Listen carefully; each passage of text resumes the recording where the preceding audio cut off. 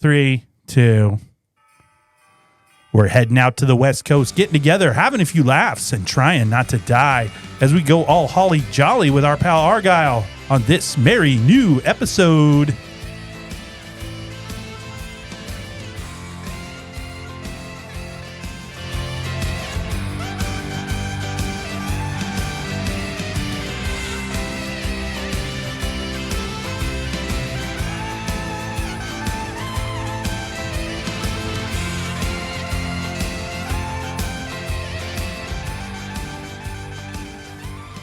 Yipee Ki Yay, motherfucker.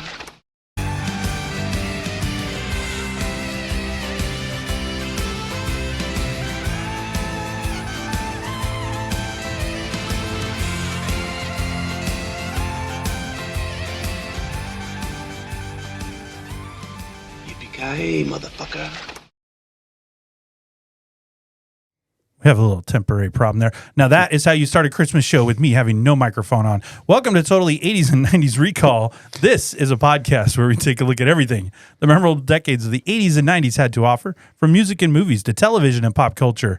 If you're new to the show, we're so excited that you found us and promise you'll have an awesome time. And for our returning listeners and subscribers, it's great to have you back. I am one of your hosts, David, joined as always by the president of the Hans Gruber fan club and someone who apparently doesn't want me to speak during this podcast. It's my good friend, Rob. Well, there are days. He just shuts my microphone off and says, "You're out of here, buddy." Hey, so some people might realize that there are people out there that still write letters. And sometimes we get letters. Oh, nice. Yeah, and the other day I received a letter. Physical mail letter. Came in the mail. All right. Yep, little listener mail. And it was addressed to all three of us. No. Yeah, so I'm just going to read it. Okay. It's in entirety. Okay. So it says, "Dear Dave and Rob and the Movie Hound." That's very nice. "I cannot express how much your episodes have helped me get through the Christmas season, as this is often a very difficult time for me.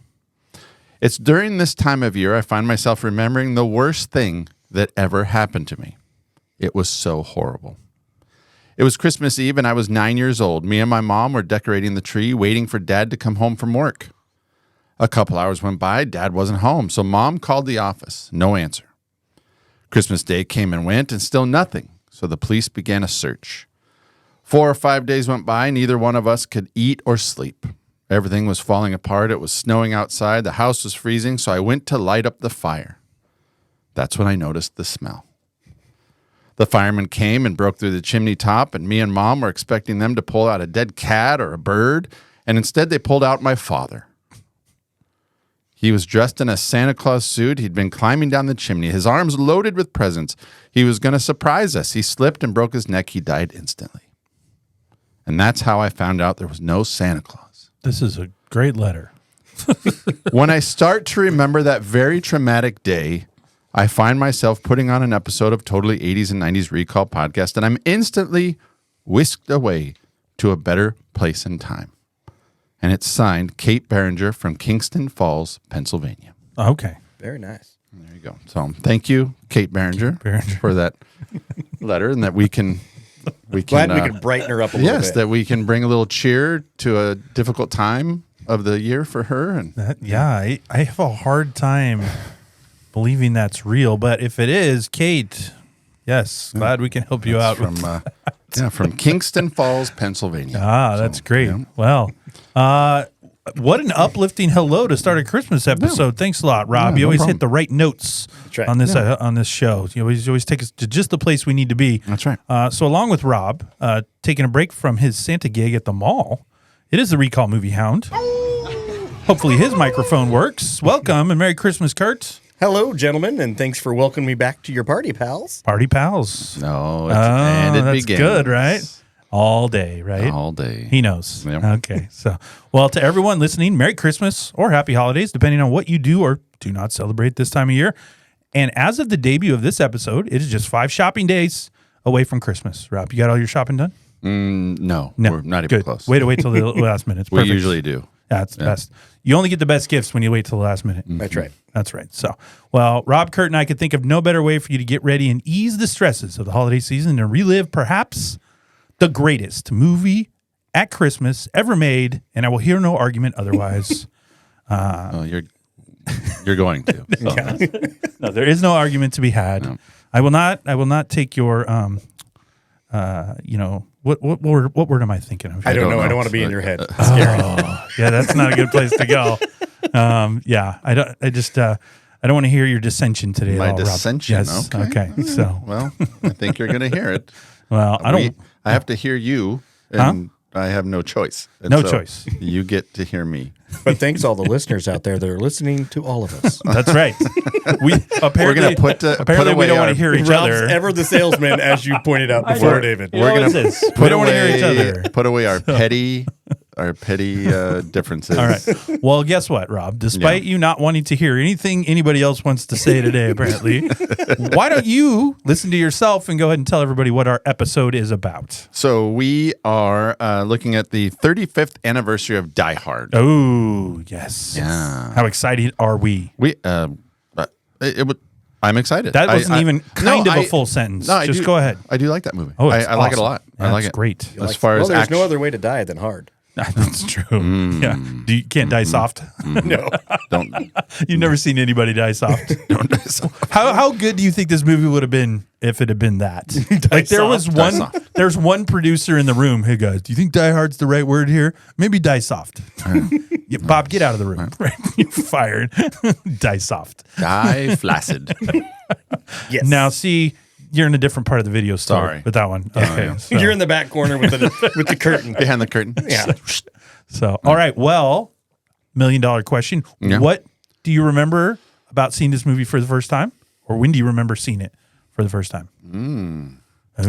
I was thinking about. I knew you were going to ask something like that, and I don't remember seeing it in the theater. I think it was probably a rental. I mean, Oh, okay. I don't think this is something that we would have gone to the theater and saw. But, Okay. Yeah. Did you go to the theater and see anything? Yeah, a few movies growing Oh, up. okay. Yeah. You weren't a big theater goer. No, we didn't go. Okay. He was like me. No What about money you? no money. Parents had too many kids. I No, can, But I They were do fun. remember. Could've got to them all. I don't know if it was the first time, but I remember sitting on the couch with my dad. My dad loved Die Hard. Oh. So it was always one of those that we watched whenever it came on TV or whatever it was. So we were always watching. Always watching. I saw it in the theater. So this came out in 88. Yes. So I'm 12. Much older. Yeah. I talked my dad into taking me. It was awesome. yeah, You know. Yeah. I just remember it. It has because- everything. It has everything a 12-year-old would want to have. Yeah, well, We got things blowing up. We got heroes. Great pair of New York boobs. Nope, those are LA boobs. All boobs are a great pair of New York boobs. but they were New York boobs. They were. Huh? Were they? No. They're in LA. They're in LA. I know, but she's in LA, but they came from New York. They weren't hers. It was the other ladies. Which boobs are you talking about? When they're clearing out the offices. Oh, those boobs. those boobs. There's too many boobs. You can't remember. Rob sees so many boobs he can't keep them straight anymore. Well, You're- hey, Holly's you're- boobs weren't bad. They weren't bad. Yeah. Those are a great pair of New York boobs. See what I'm see? There you go. Okay. So I'm not always wrong. your wife's gonna love the opening of this podcast Oh, about the boobs. let's just get the apologies out ahead of time. I apologize to the Humphreys girls. They listen to the again. show. Yes. I would So- recommend maybe not listening to this one. It's too late. Too 'cause late. They're It's already too late. in. We've gone too far. They've already too gotten far. in. We've already dropped We've the gotten Yipee the Ki Yipee Ki Yay. Yay already at the beginning. Now so, we're covering the boobs. yeah. He's Yeah, already boobs. died flaccid. It's all Yeah, good. it's Die flaccid. for anybody that's listening. It only goes down from Ah, here. So that's you have a great. decision to make. No, It's perfect. Either you Your keep decision listening. decision is you keep listening. That's Again, all. not a good Yeah. salesman. So So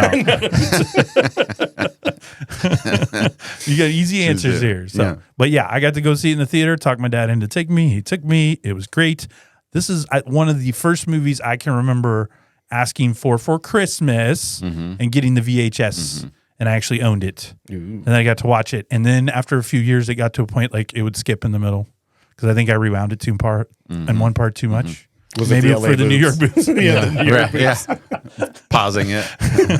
Pause, rewind. No, my memories of this movie is I just remember it being super iconic, right? Even as a young kid, there was a lot of scenes and a lot of lines that it just became common parlance for Commonplace. that generation in time. And Oh, nice. yeah, so I remember. Yeah, are you feeling okay? Arms crossed again? I just Very confrontational again. I have issues. All right, It's just his safety blankie. yeah. Yeah, I need a weighted blanket. All right. Machine guns, cocaine, pregnant ladies, and large German terrorists. Sounds like the holidays to me. So let's head back to 1988 and visit our favorite rogue New York City cop as we're going to die hard. Oh, the weather outside is frightful, but the fire is so delightful. And since we've no place to go, let it snow, let it snow, let it snow. It doesn't show signs of stopping, and I brought some corn for popping. The lights are turned way down low. Let it snow, let it snow, let it snow. That is a great Hey, song. motherfucker. Great song. Well, we'd like to welcome all of our pals to this party that is totally 80s and 90s recall. So to ensure the party never stops, take a second to hit that subscribe button and share it with a friend. I promise you won't want to miss any episodes, or your invitation to the annual Nakatomi Christmas party could get lost in the mail. That is not a threat per se, but just something that could happen. Oh, okay. Wow. It sounded like a threat. So, Nope. Just possibilities. It was a veiled threat. yes. So before we begin reliving this week's featured motion picture, we like to give you, the listeners, the important information about it. And the only hound I know that can sniff that stuff out is the one and only Kurt. I do have a good Take sniffer. it away. You do have a good sniffer. It's a little crooked from being kicked in the face. A rough soccer time. You're a soccer player. That's right. Alrighty, so Die Hard is based on the 1979 novel Nothing Lasts Forever by the American writer Roderick Thorpe.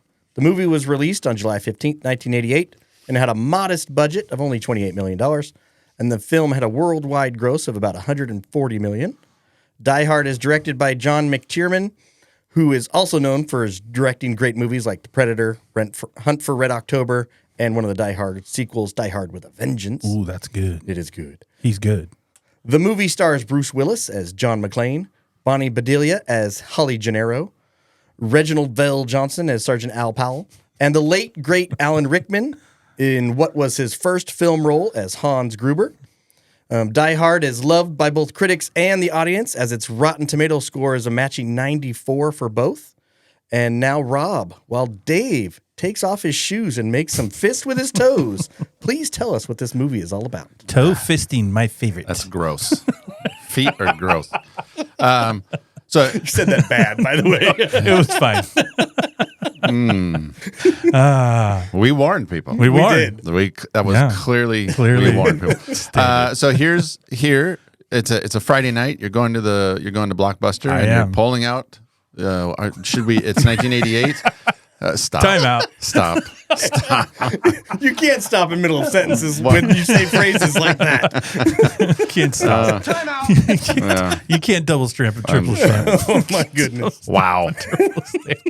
Now he's flustered. All right, let's go. I'm not Rob, flustered. go ahead. Wait One for more you. time. Read me the back of the VHS, Yes, please. let's do it. All right, so David Anson from Newsweek says it's thrilling for sheer roller coaster thrills. The pick of the crop is Die Hard. Heart-stopping. This action film is different. Willis is a real guy, not a comic book hero. He's terrific. Die Hard is dynamic. That's Joe Siegel from Good Morning America. And edge of your seat, you'll have a whale of a time. That's Mike McGrady from Newsday. It says, high above the city of L.A., a team of terrorists has seized a building, taken hostages, and declared war. But one man has managed to escape detection, an off-duty cop. He's alone, tired, and the only chance anyone has. Bruce Willis stars as New York City detective John McClane, newly arrived in Los Angeles to spend the Christmas holiday with his estranged wife. But as McClane waits for his wife's office party to break up, terrorists seize control of the building, while the terrorist leader Hans Gruber and his savage henchmen round up hostages. Yes. McClane slips away unnoticed. Armed with only a service revolver and his cunning, McClane launches his own one-man war, a crackling thriller from beginning to end. Die Hard explodes with heart-stopping suspense. It's 132 minutes. Color, 1988. Nice. There you go. Why, when you said cunning, you stared at Kurt like you're going to steal his wallet or something? Cunning. felt a little bad. You threw some, Dramatic is for dramatic effect. What you missed was when you were giving the information, I don't know what was going on over there, but he was literally staring right above your head, and he was just staring off the whole time you were talking. Well, he was talking So, earlier about a spider like, that he yeah, We did missed. have a that's right. spider. There is a I didn't spider know in the if he was- studio. he's somewhere. on the lookout for it. All right. So we've all seen Charlotte's Web. It'll be fine. That's So right. Don't worry about it. I've also seen Arachnophobia. So we'll also Not be fine. fine. Also be fine. Not fine. Well, Rob, as you said, 35th anniversary, correct? True. All right. So this came out in 1988. This was the 7th highest grossing film in 1988. Big year for movies, by the way. Here's what landed right above it, going from number 1 to number 6. Who Framed Roger Rabbit? Coming to America. Good Morning Vietnam. Big. Crocodile Dundee 2. Ooh, 2. And 3 Men and a Baby. Oh, All right. that's too bad. By the way, 88, monster movie for years. Other 88 movies, Rain Man, Cocktail, Dirty Dancing, Beetlejuice, Scrooged, Bull Durham, Bloodsport, Twins, Moonstruck, Young Guns, Fatal Attraction, Wall Street, Dirty Rotten Scoundrels, Planes, Trains, and Automobiles, and The Great Outdoors. That is a list of movies. That is a good year from of movies. 1988. That is a year of movies right there. And Die Hard was number 7? Number 7 For the year. for the year. Grossing. Seems like it should have been higher. Well, did you hear what I read in front of it? I know, but 3 Men and a Baby. Did you ever see that? It's Gutenberg, Danson, You and can't beat the Goot. Selleck. I better mean, come better on. than Die Hard? I didn't say it was better than Die Hard, okay. but I would say, being that it is a PG or I was going PG-13 to say, movie, Die Hard. more people R, could go so watch it. Okay. Hard R. Hard R because of the boobs. Die we Hard gets a hard discussed. R. The boobs? Yes. You think that's what gave it the R? Was the It might have It's been not that. the multiple shootings and No. blood No. spurting. The blood Nope. or It's those boobs. the multiple F-bombs. None of that is what does it. So That's right. It's well, the nipples. let's address I don't remember seeing any. the elephant in the room before we jump into our information on this movie and ask the question that is the question, Rob, that every podcast before us, because we are not creative, has asked this question. Is Die Hard a Christmas movie? And so I will give my defense, and then you can babble on about how whatever you Well, feel now you about had a it. category. Are we going That's category 9. Category 9. We have a category. We have a stand. category. Of why? Yes. But- this is a Christmas. You know what? Then we'll save it. Do you want to say it? Because I will just go on record as saying I don't. You don't think it is. I don't, Well, then and this I- is what we'll do. I I think have- it is a Christmas Okay, movie. and I- 100%. No. Kurt, what side of the fence are you I standing believe it is a Christmas. on? All right, movie. so we have a 2 against 2 1 against 1, scenario. just the way here. Rob likes it. And the He just tried to gloss over that. No big deal. no, and I will acknowledge that I think the masses Yes. will agree with you. So what and we'll that's do okay, is- and I'm okay with that. That's I good. just We'll go through. I did an impromptu survey on Facebook, on our Facebook page. We had 16 participants. Yes. A whopping 16. Whopping 16. Out of the 16. By the way, we appreciate those 16 that participated. Yeah, 15 said it was. Christmas movie. And one, my aunt, said that it is Said not. So what we'll do is we'll go I through the didn't movie, and then at the end, we'll go over it again, That's fine. and we'll convince you that this truly is It truly is a Christmas movie. a very holly jolly Christmas movie. Yeah, and Rob. I'm not above being convinced. I might, but I don't think I'm going to. But Well, I you're don't taking think a this- bad attitude from the I start. don't think so any. Well, Your negativity is rubbing that- off, and I don't like it. I don't. Yeah, it's not giving us a good You're zen gonna make in me the close up studio with my arms today. crossed. Yeah, everyone's arms are going to be crossed. So, all right. Well, when we look at this movie, we have John McClane starring the Bruce Willis, right? But some other casting choices. I don't know if you fellas picked up on it. For John, they originally offered this to Frank Sinatra, Did you see why? who at the time was 73 years old. Did you see why? And yeah, there was some contractual thing that because another movie had been made, they had to offer per the studio him this. He did and a it- 1960s movie because the book that Die Hard was made for was actually a sequel. Yeah. And they had already done the first book, and so in his contract, any sequels thereafter he was supposed to be offered. Well, I had read that Clint Eastwood actually owned the rights. The rights, to Did this. yes, early on. but Frank was 73 when they offered to him, so thankfully he turned it down. He could have pulled it off, jumping off the roof, no problem. No big deal. He had to stop and drink a glass of scotch. Hang on, fellas. I think it would have been prune juice for him at that point. Well, before they chose Bruce Willis, because he was not the second choice once Frank turned it down, we had the likes of Sylvester Stallone, Yeah. Harrison Ford, Robert De Niro, Mel Gibson. Mel Gibson couldn't do it. He was busy filming Lethal Weapon. Kurt Russell, Richard Gere, Burt Reynolds. How that would have been. How would you like him as John McClane, huh? Blow it out your ass. Blow it out your ass there, Hans. That's right. And of course, the one and only Arnold. He was also considered for the movie, but he did not do it. Did you say John So- Travolta? I didn't read see, that, You yeah. saw John too? Yeah, it says he was Ooh, that would've been considered for good. the role, but 20th Century Fox wouldn't allow it because they considered that at the time they thought he was a has-been. I mean, he was. So they didn't get At that time, he was. Well, that's not to be fair. He's on the cusp of doing Look Who's Talking. But then he would co-star with Bruce Willis and Look Who's Talking. And go see. I told you he was on the cusp of that movie. And then 2 years later, he did Pulp Fiction, or more than that, but 6 Yeah. years later, he does 94. He does Pulp Fiction. Pulp Fiction. And then, of And- course, we know he did Face Off. We've covered that extensively. I on was this show. shocked that in your list you didn't. You might have said it. I don't listen to you. That's right. Al Pacino. I didn't have Pacino. He turned it down. That would have been great, though. Yeah. Yippee Ki Yay. Yippee-ki-yay, He would have changed it. Fuck off. What does he say? Or if he was make him Hans. Give me my detonators. Give me my detonators. Holly's got a great ass. There it is. There it is. Yeah. Yeah. Al would have been good. So Al could have been either. No one could be Hans Gruber. That's blasphemy. But it would have been funny if he had done it. So I also heard that Sam Neill turned down the role for Hans Gruber. correct. I saw that as well. He was actually offered it before, and then he turned it down. That would have been weird. Yeah. I mean, he's okay, but he wouldn't have been Hans Gruber. Yeah. Wouldn't have made a lot of sense. Alan Rickman is Hans Gruber. Well, He yeah. tried to just- Now that you have that, no, he can't you be. can't really do much else. So, other people casted in this movie, we have the dad, Sergeant Powell, the dad from Family Matters. Family Matters, right? He's in here.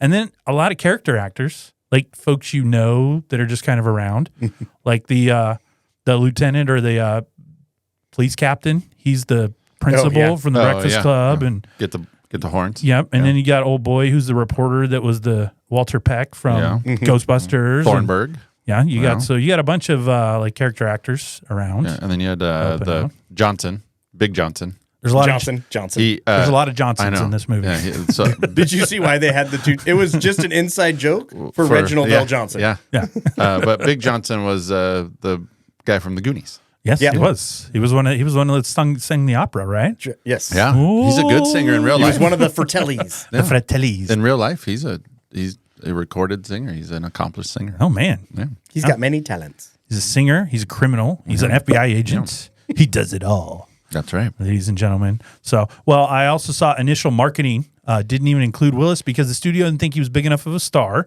So the first picture, it's just the tower and whatnot. But once the movie took off and became so famous, they remade the posters Oh. and added his face to the poster. Yeah, Put his face I on did read that. Yeah. Because originally he was not billed as part of it because they didn't think he was. The studio took him, but he didn't think it was. Gonna He was take just a off very well. TV actor pretty much from Moonlighting. Yeah. Pretty much from that point. So, movie opens. He's flying to L.A. Yep. from New York City. His wife, what we can determine, has moved to L.A. They're not divorced yet, but maybe on the cusp. Yeah, Right. they're not doing well. They're not Yeah. doing well. Yeah. He flies out. You can tell this is 1988, right? Everyone's just walking around the airport any way they want to. He's smoking in the airport. Got his gun. He's got on his him gun in on the- him on the plane. and in the airport. Nobody cares. Yeah, those are the Everything's days, right? When great. you used to get. I mean, there's a whole generation of people that will never know what that was like to walk your No. relative to the gate. the gate. to the Yeah. gate and you drop know, them and off. Yeah, that's and be there when they got off the airplane. yeah. No. Now not a- you do it at the security gate. Oh, Right. I had a little shiver there. What? It's a Christmas. The heck was that? He was. It was a Christmas It was the demons. The demons got him a little. to get him out. What? You're gonna have everybody. You're gonna have to go to the YouTube for The that YouTube, one. you're gonna have to see that one. I had a little. It's a little chilly in here, so I got a little shiver.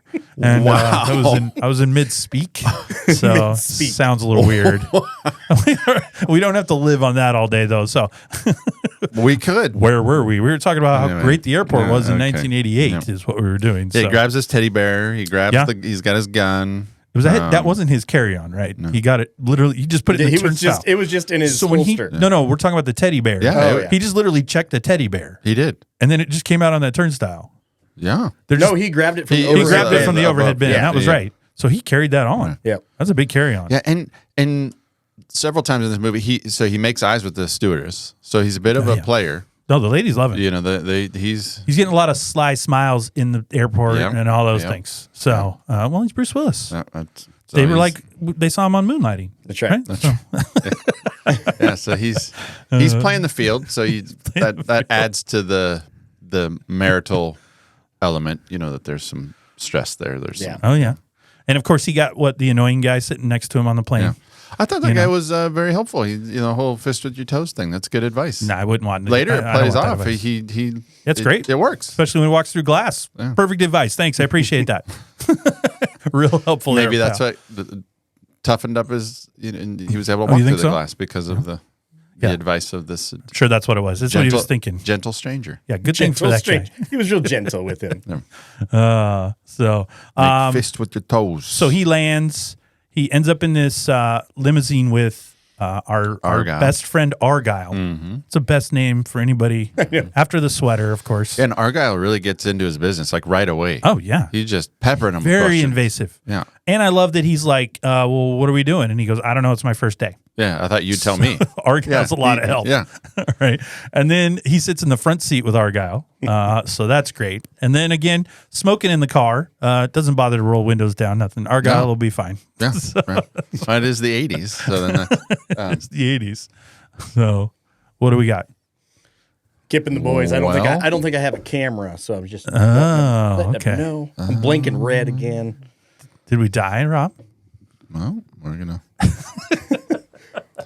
Well, Kip and the Kip boys and the are on boys it. are on it.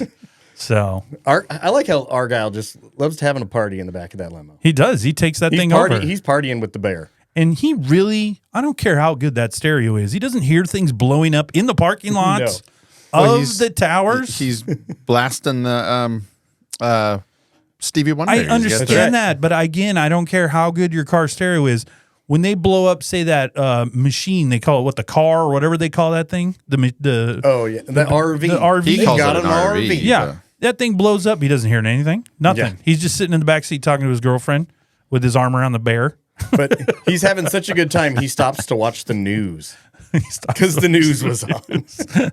I love when he's in the car, and again, you can tell that when this movie happened, how dated it is, because he says we got everything in here: CD, CB, TV, Oh, yeah. Yeah. VHS. He's got a full CB. bar. He got a Yeah. CB. We talking to truckers? What are we doing here? Right? So he could listen in. A lot of truckers making their way through LA in that situation. So he gets over to Nakatomi, and then they show us the upstairs of the party. So we got a sweet Christmas party happening up in Nakatomi, fully decorated. Everything looks great.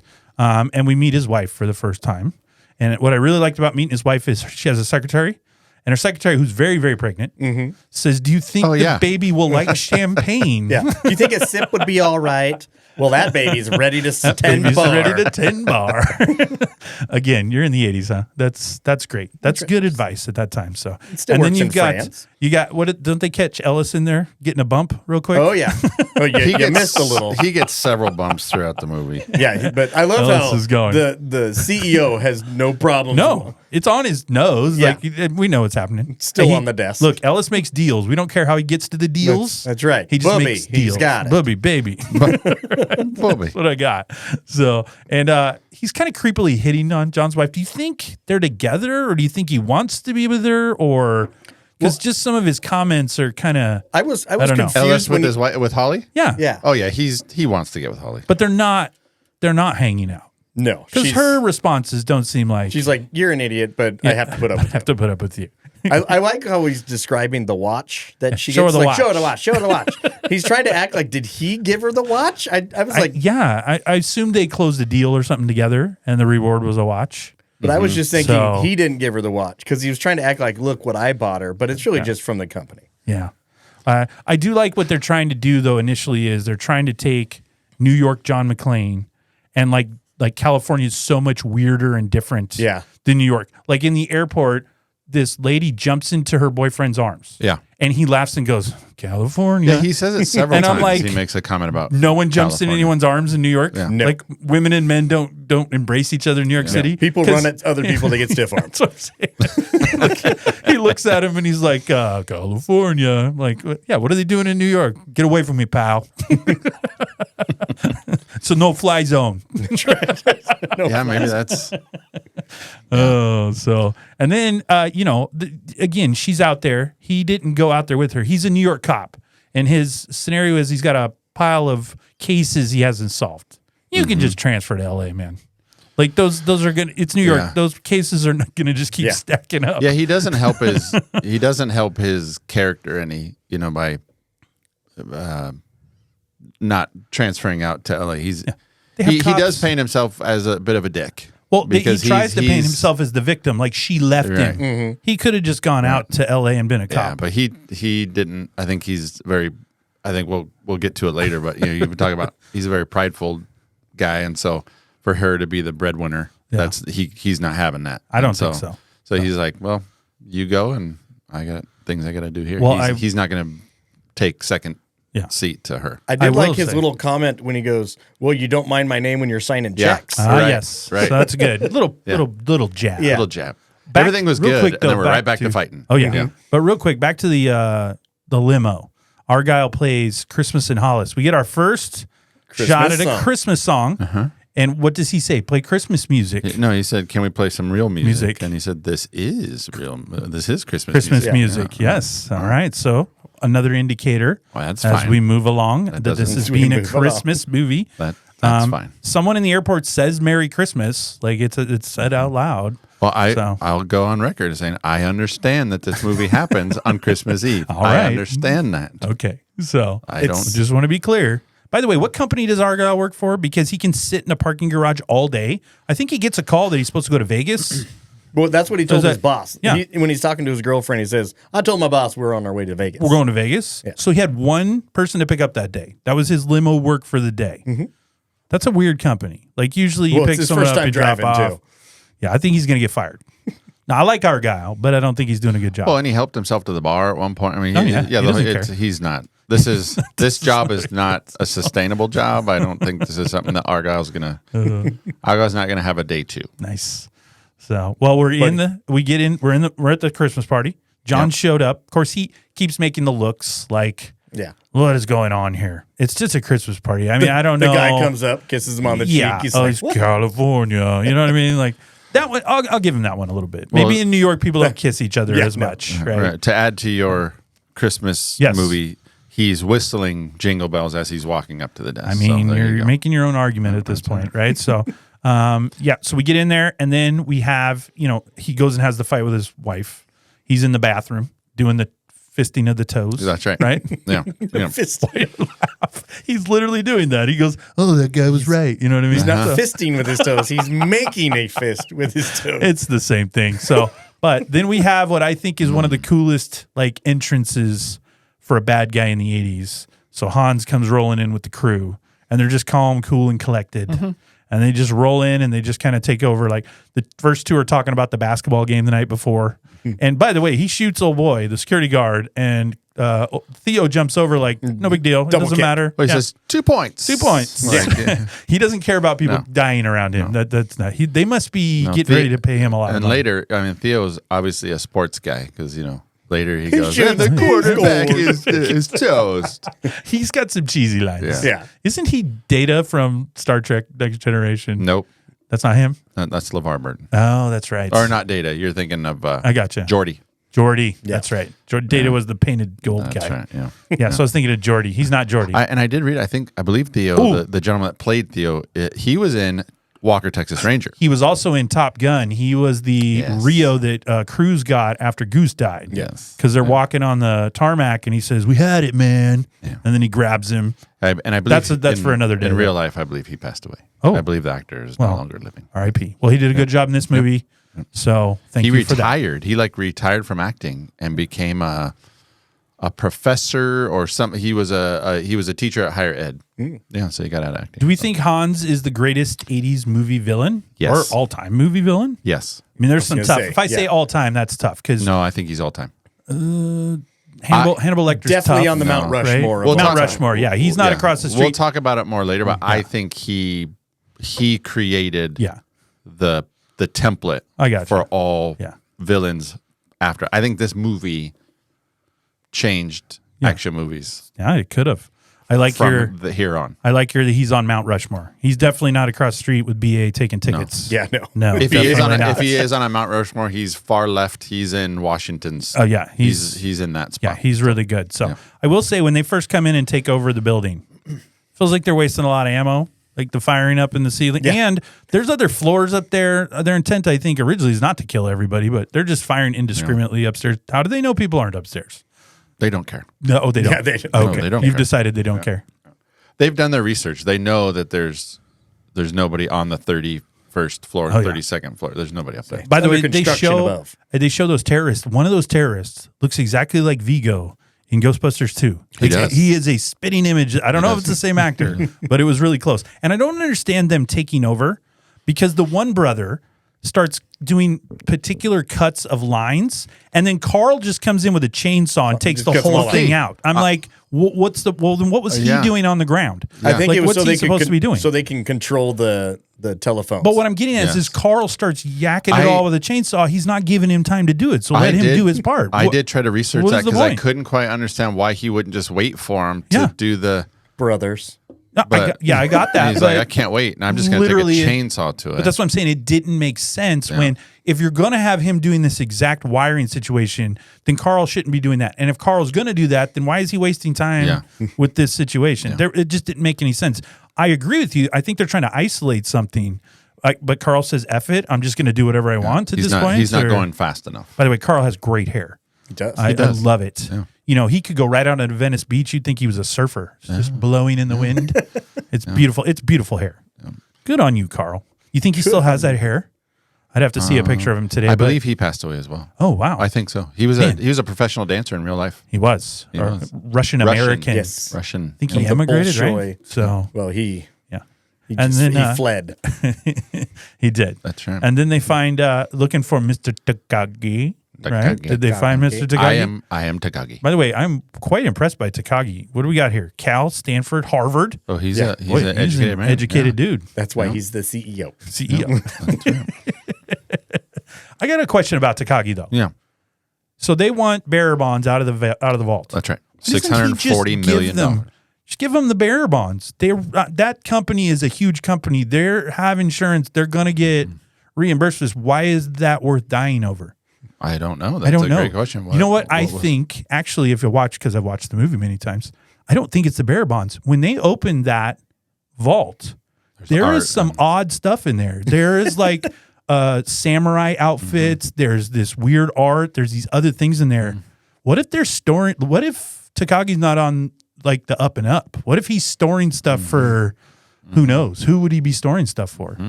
Right? This Japanese company, Yeah. Yakuza. Yeah.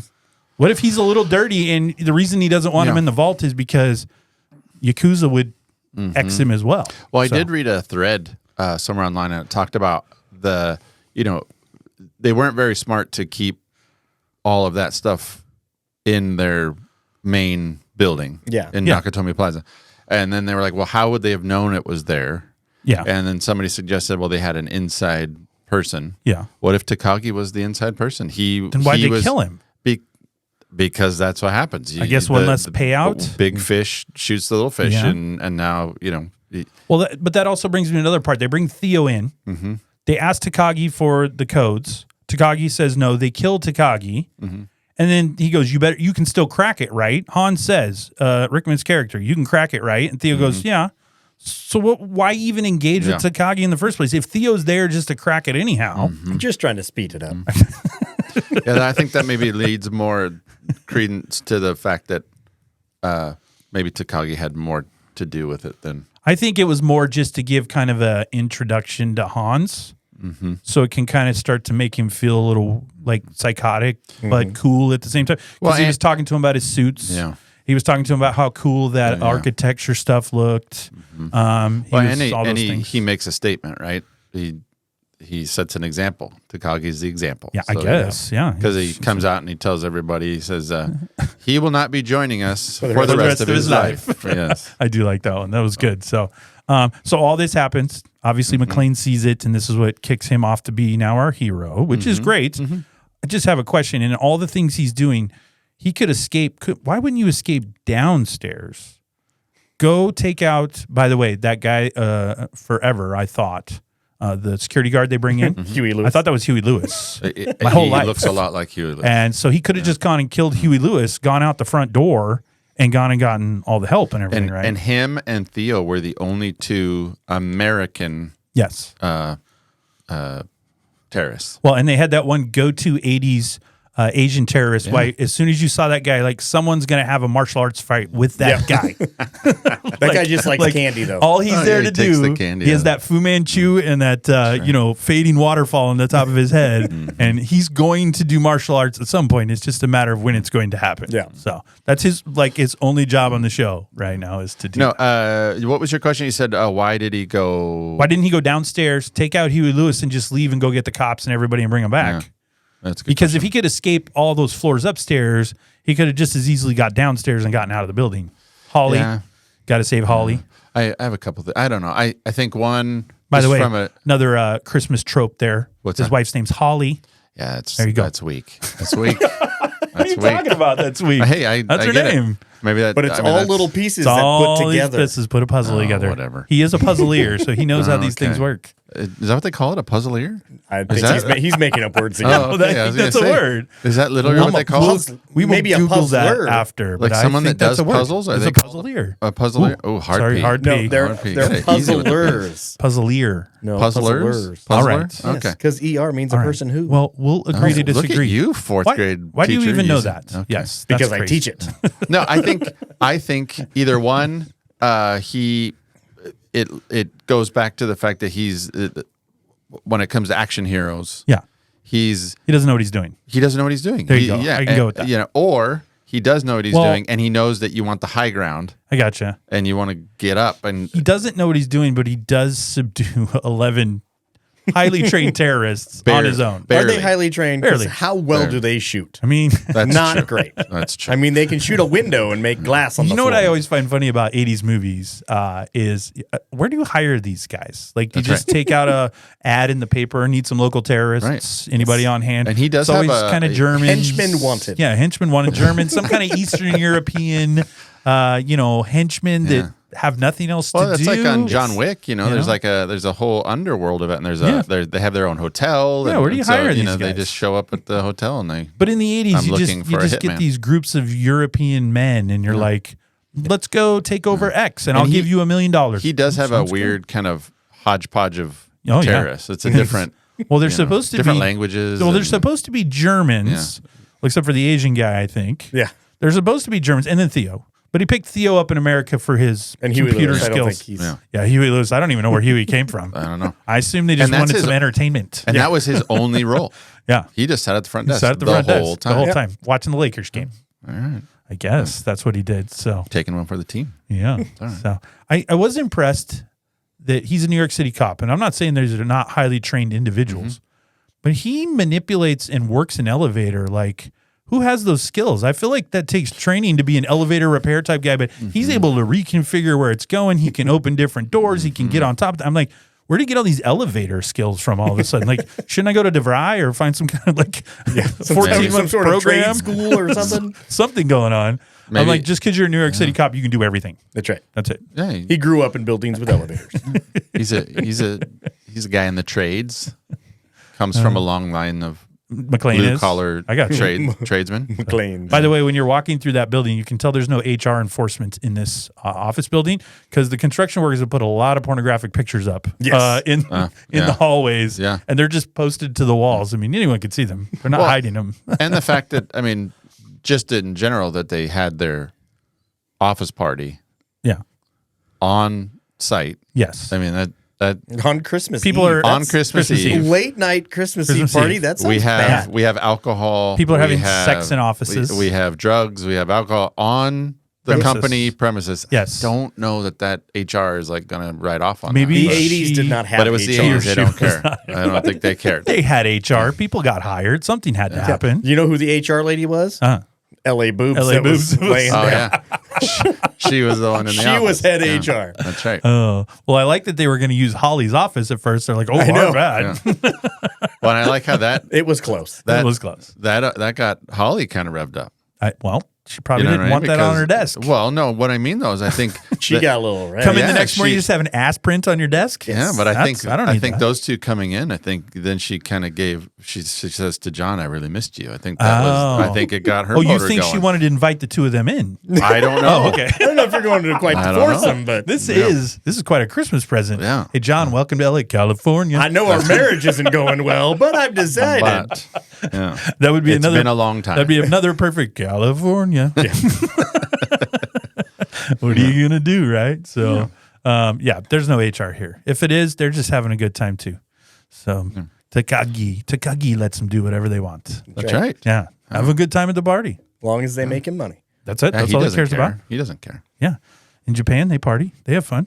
So, I saw that Willis suffered permanent hearing loss from all did. the explosions. I did. The blanks were actually modified in the guns to be louder, Extra loud. Extra loud. So I they're heard loud on the sets. main part was when he was shooting under the table because Yes. it was bounce back. confined. Yeah. It would be loud. and I'd read they'd done something with plexiglass. Oh, They had kind of boxed him in underneath there to do something, I don't know, with filming and sound. And yeah. so he was in an enclosed space. It would have been really loud. Yeah. No two ways around that. So I saw that Rickman had a lot of trouble with his American accent. Mm-hmm. And in fact, the director hated his American accent. They made him do it several times, but then that's the take they got. Well, I heard so- that they were originally not going to do the meeting scene because they didn't think he could do an American accent. And then he proved, he goes, well, I can't do an American one, but I can do an LA accent. They're like, yeah. all right, let me hear it. And it was close enough for him. So they went with Yeah, it. almost had a southern twang to it Yeah. a little bit. I also saw with Rickman when they dropped him, because they actually do drop him. Yep. For the 40, scene. it was a 40-foot drop. 40 foot and- drop into a big pillow or whatever.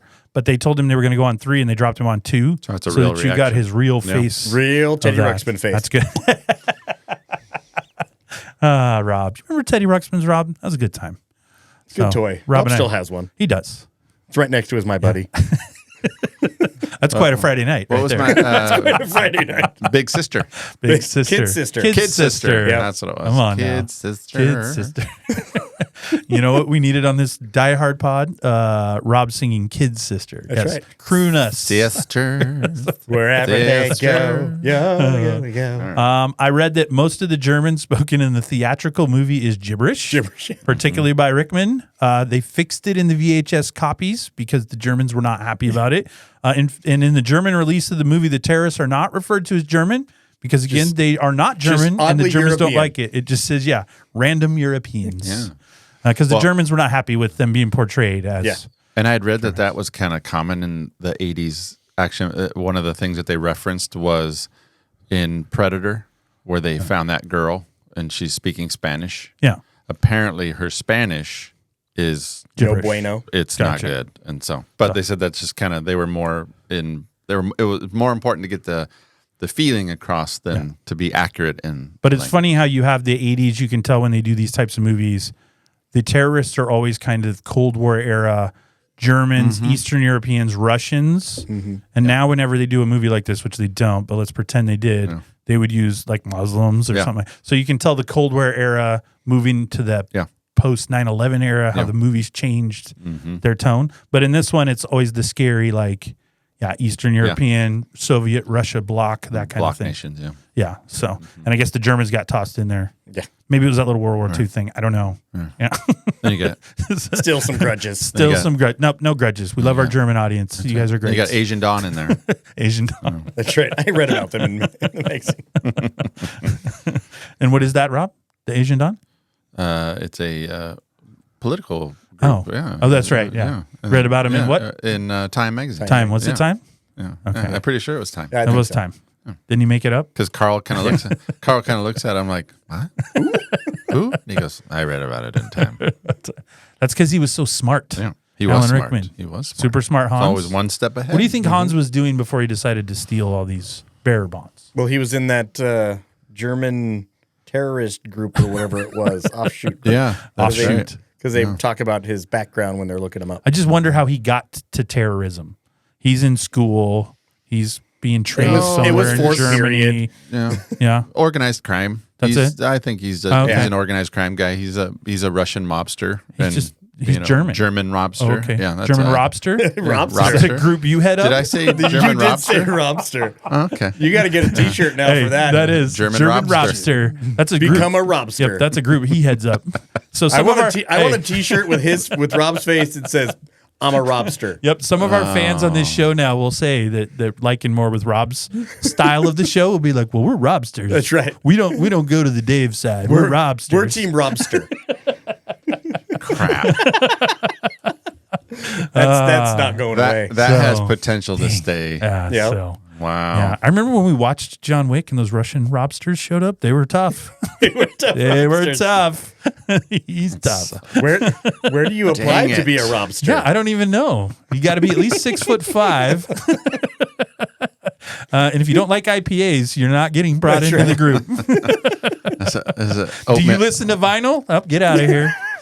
Oatmeal stouts? That's right. Oatmeal stout. Oatmeal That stout. made it a lot worse. Wow, it You sure should have did. just stayed with IPA for sure. So, all right. Well, back into Nakatomi Tower. As much as I like hanging out with the Robster, Or Fox Tower, as it Fox real Tower. was. Oh, yeah. It is the real Fox Tower. But in my life, it will always be Nakatomi. So, what else you guys got about the show?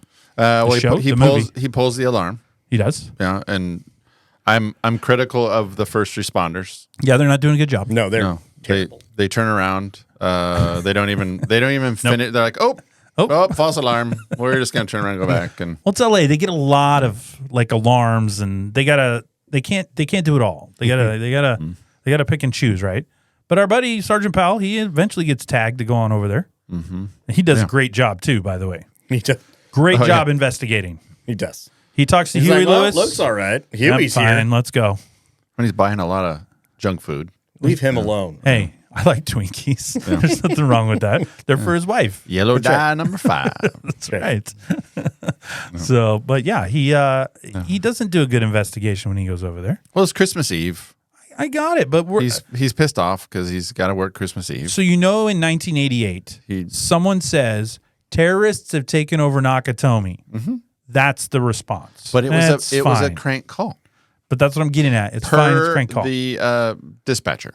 In It's a crank call. 2023, if someone calls from Nakatomi Tower and Well, says I'm we have ordering a terrorists fucking over pizza. there, yep. Ooh, that was a hot take. If it's 2023 and someone's calling and says, "Hey, we got terrorists taking over X building," is it just the one patrol cop that's going to show up? I'm pretty sure Homeland Security, whole world's going to get there. I do have something about that later. That I do want to unpack that a little more. Yeah. I mean, the 80s, there were terrorists. Planes were still hijacked. Things happened, Sure. not always in the U.S., so maybe there's a false sense of security. And I read at this time in history, 88.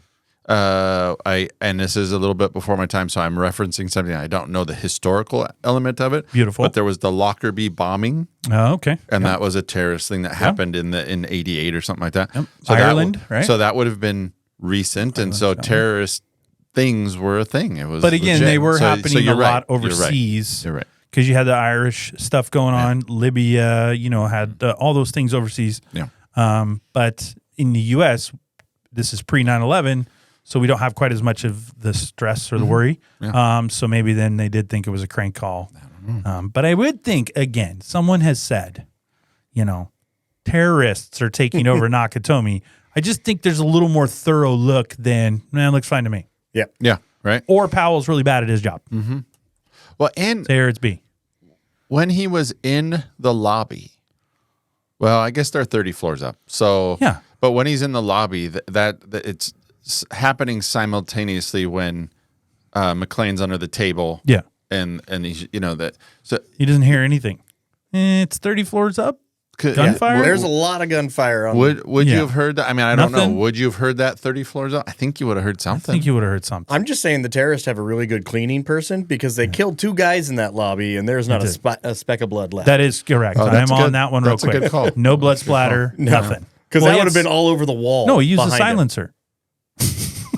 That doesn't stop blood. It's not a non-sprayer. Yes. That's a silencer. Takes away the sound. Well, they are But yes, professionals. So they're professionals. You still can't professionally shoot someone and not get blood anywhere, right? Especially when you shoot them in the head. In the head.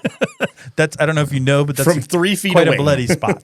Yeah, and that would make, from as close as they were, that makes quite a hole. Yeah. All right. That's not just a little BB shot to the skull. All right. He The back of his head would not he have been there. canoed that thing out. So, Well, and he just wanted to be done. So he did his cursory did. walk, and he's like, I'm out. but that's fine. Then we got to throw stuff off the building, and we'll get his attention. We'll make it a Throw little better. stuff. You mean people? Yeah. Welcome to the party, pal. I said throw stuff, but yes, that's what I got. So, I saw that he said the signature Yipee Ki Yay was something he was just saying to make the crew laugh. Yeah. In between takes while they were funny, and someone was like, "You should use that," and he was like, "Okay." Yeah. So, That's probably that's right. The most said- one of the most iconic. he said when he said it in the film, he said he was pretty confident the directors would not let it stay on the cut. So he said he never thought it was going to be there, and then when he saw it in the movie, he was like, "Oh, they kept it." So, You can actually see when he says it and he's going through the door into the stairwell or Yeah. whatever, he's almost laughing after he said it. Yeah. It's good. all right. Well, before we jump into our categories, because I know how much you love those, you guys got anything else? I don't think so. Not I that know won't that you come two up. do some extensive research. So Rob needs to go through his 37 pages. that's Well, fine. my 37 pages, I only have 35. All right. It's Well, he didn't do a lot of research. I've this given time. you an opportunity. You didn't take it, so let's head towards our categories, Rob. Let's go. Hey, here come our categories. Our recall movie categories. That's pretty soothing. That is. It is. It's really nice. Kind of makes you Put feel that good. Put that down on wax. Yes. Get a little glass of eggnog. Just relax. That's all you got to do. Yes. So, all right. Well, jumping in, Rob, we're going to let you lead off. Oh, so I know how much you I love to don't do like it. that. Category one. Yeah. We're all Robsters. We want to hear. Yes, everyone's a Robster today. Favorite quote / dialogue. Our first category. What do you got, Rob? It's a really short Oh, nice. quote. I don't know why I like it. I find it very amusing when I hear it. Every Perfect. time I watched it, it sounds like an A7 scenario. Oh, I just find that the minute he said, there's that section where there are a ton of lines in oh, this that- movie, and I've you got go with that. A7 I've got scenario. 5 pages of You no, go with A7 but when scenario. Dwayne, Dwayne. he's given the two FBI, the two Johnsons, Uh-huh. he's given them the kind of here's where we're at, Sergeant Powell, by the and way. then Dwayne, is it Reginald- Dwayne Powell? No, Dwayne Powell. No, Dwayne. that is first Dwayne name. is the deputy chief. Yeah. that's- Deputy yeah, chief. yeah. That's Powell correct. hates. Powell hates. Yeah. So he's given the two Johnsons the Yeah. kind of where we're at, and Big Johnson says, he just calmly says, sounds like an A7 scenario. I have Googled that. There's no Means such nothing. thing. And I want to know, such thing. I want to know What an A7 scenario is? Yeah. All right. Yeah. Well, you're going to have to Oh, continue to Robinson. wonder. Dwayne T. Robinson. Yes. Dwayne T. Yes. Robinson. That's right. Let's see, I had it later in my notes. All right. I don't know. I've got other ones, but yeah. All right. I'm sure I'll share some. over to the Kurtster. Ooh, the There you go. Kurtster. I don't I want don't to like start that. that. I don't like that. No, that's not as good as That's the not as good as the Robber. Robsters. You called him Curdo one time. Kurdo. Yeah. Kurdo's another one. We give him several names on the show. Wow. So it's good. Okay. Anyway. All right, Kurdo, take it away. Thank you. All right. So I've got Rob kind of already hit on it a little bit. I like the attention, whoever you are. This channel is reserved for emergencies only. yeah. No fucking shit, lady. Do I sound like I'm ordering a pizza? It's just That is good. It's. I mean, you're on the how do you think someone got onto the emergency I know. thing? That's what I'm saying. And they're claiming an emergency. Yeah. So look into They didn't it. just Yeah. call 911. They've made an effort to get around that into right. this situation. Yes. Right. So let's take that a little more serious than what we're doing. So, well, neither of your quotes came from the man himself, John McClane, or Hans Gruber, which is crazy because those were all the lines come from. But that's fine. I went with one from McClane, and I like this one. Always makes me laugh. So he gets done killing the first guy or something like that. He says 9 million terrorists in the world, and I had to kill one with feet smaller than my sister. That was my number 2. I love that one. It's Yeah, so my funny. number 2 was also a John McClane one, but it's when him and Hans Gruber I think it's one of the first times they meet over the radio. And Hans Gruber says, "Who are you then?" And he says, "Just a fly in the ointment, Hans. The monkey in the wrench, the pain in the ass." I got to be honest, if you really watch it, as fans of Big Trouble in Little China, this character of John McClane's not that far off of Kurt Russell's character Yeah. Old Jack, what is it? Forget his last name at this time, but that character with kind of those one-liners, little snarky, little snappy. McClane, I think, is a little tougher than him in Big Trouble in Little China, but it's kind of that same delivery of things. I kind of like when McClane talks. I like throughout it, he's talking to himself. Yes. So sometimes he's doing that. So I got the one, it's like, why the fuck didn't you stop him, John? Then you'd be dead too, asshole. So, I mean, I just like, he's talking to himself. He's keeping it nice and calm. So I do like the slow delivery when the elevator opens and Hans is reading the sweatshirt. So great. I think Rob even has it. Let's hear it. Let's hear it. From the man we've got himself. it The man from himself. the man himself. Now I have a machine gun. Who says ho, ho, ho like that? Nobody. It's an amazing delivery, though. That brought Can't all do the anything hoes. about it. So my favorite Hans quote, if we're just going to divvy it up, my favorite Hans quote, you said part of it earlier, but I'm going to do the whole thing. When he comes back in from the Takagi situation, he says, I wanted this to be professional, efficient, adult, cooperative.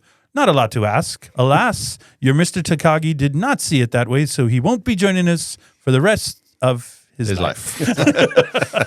I just think he's so casual and cavalier with it, but it's funny the way the delivery comes. So that's it. Talking about being cavalier at the end when the helicopter blows up as it's going down. Yes. Oh, yeah. Dwayne T. Robinson says, we're going to need some more FBI guys, I guess.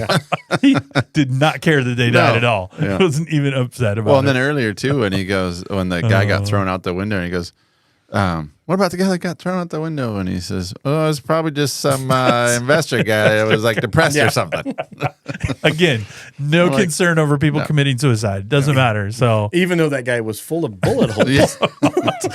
they're not good at investigating things. Yeah. So these kinds of things don't happen. And another good Hans one was when she says, you're just a thief. And he goes, I am an exceptional thief, Mrs. McClane. And since I'm moving up to kidnapping, you should be more polite. So that was a good one. I like Dwayne T. Robinson and John McClane. Some of the best dialogue I thought was Between them. once the authorities Yeah. showed up on scene, and now they're communicating from the ground up to him, and he gets on the radio and goes, you listen to me, you little asshole. And John McClane says, asshole? I'm not the one who just got butt fucked on national TV, Dwayne. The way he says good. Dwayne. Or he has that other one. He goes, from up here, it doesn't look like you're in charge of jack shit.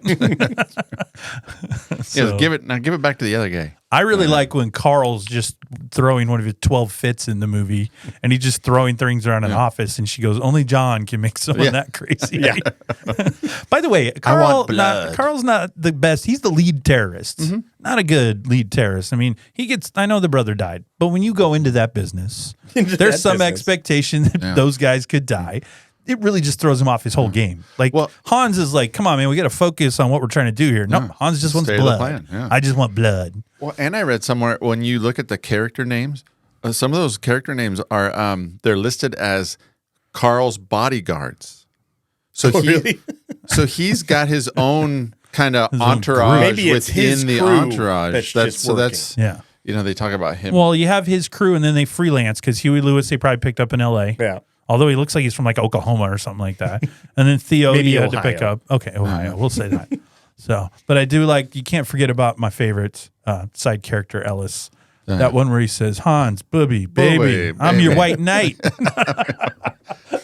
He goes, can they bring me some Coke? Can I get a Coke? Can I get some Coke? And they bring him a Coca-Cola, and he goes, Sprechen Sie talk? Or whatever he says. he's the worst. I feel bad that he got shot, but You do? yeah, I like Ellis a little Oh, bit. he had to go. He's making the deals. Ellis makes things happen. Ellis is a perfect 80s yuppie Oh, yeah. jackass. Well, He's great. I think he's got a little bit of chip on his shoulder because she outworked him, and so she's taking his corner office. He's got a great beard too. Long before beards were cool, he had But the Ellis good does beard. have the bathroom. the He private does have the bathroom. private That's bathroom. right. She's working for it. She's He gunning doesn't for have him. everything. She's gunning for him.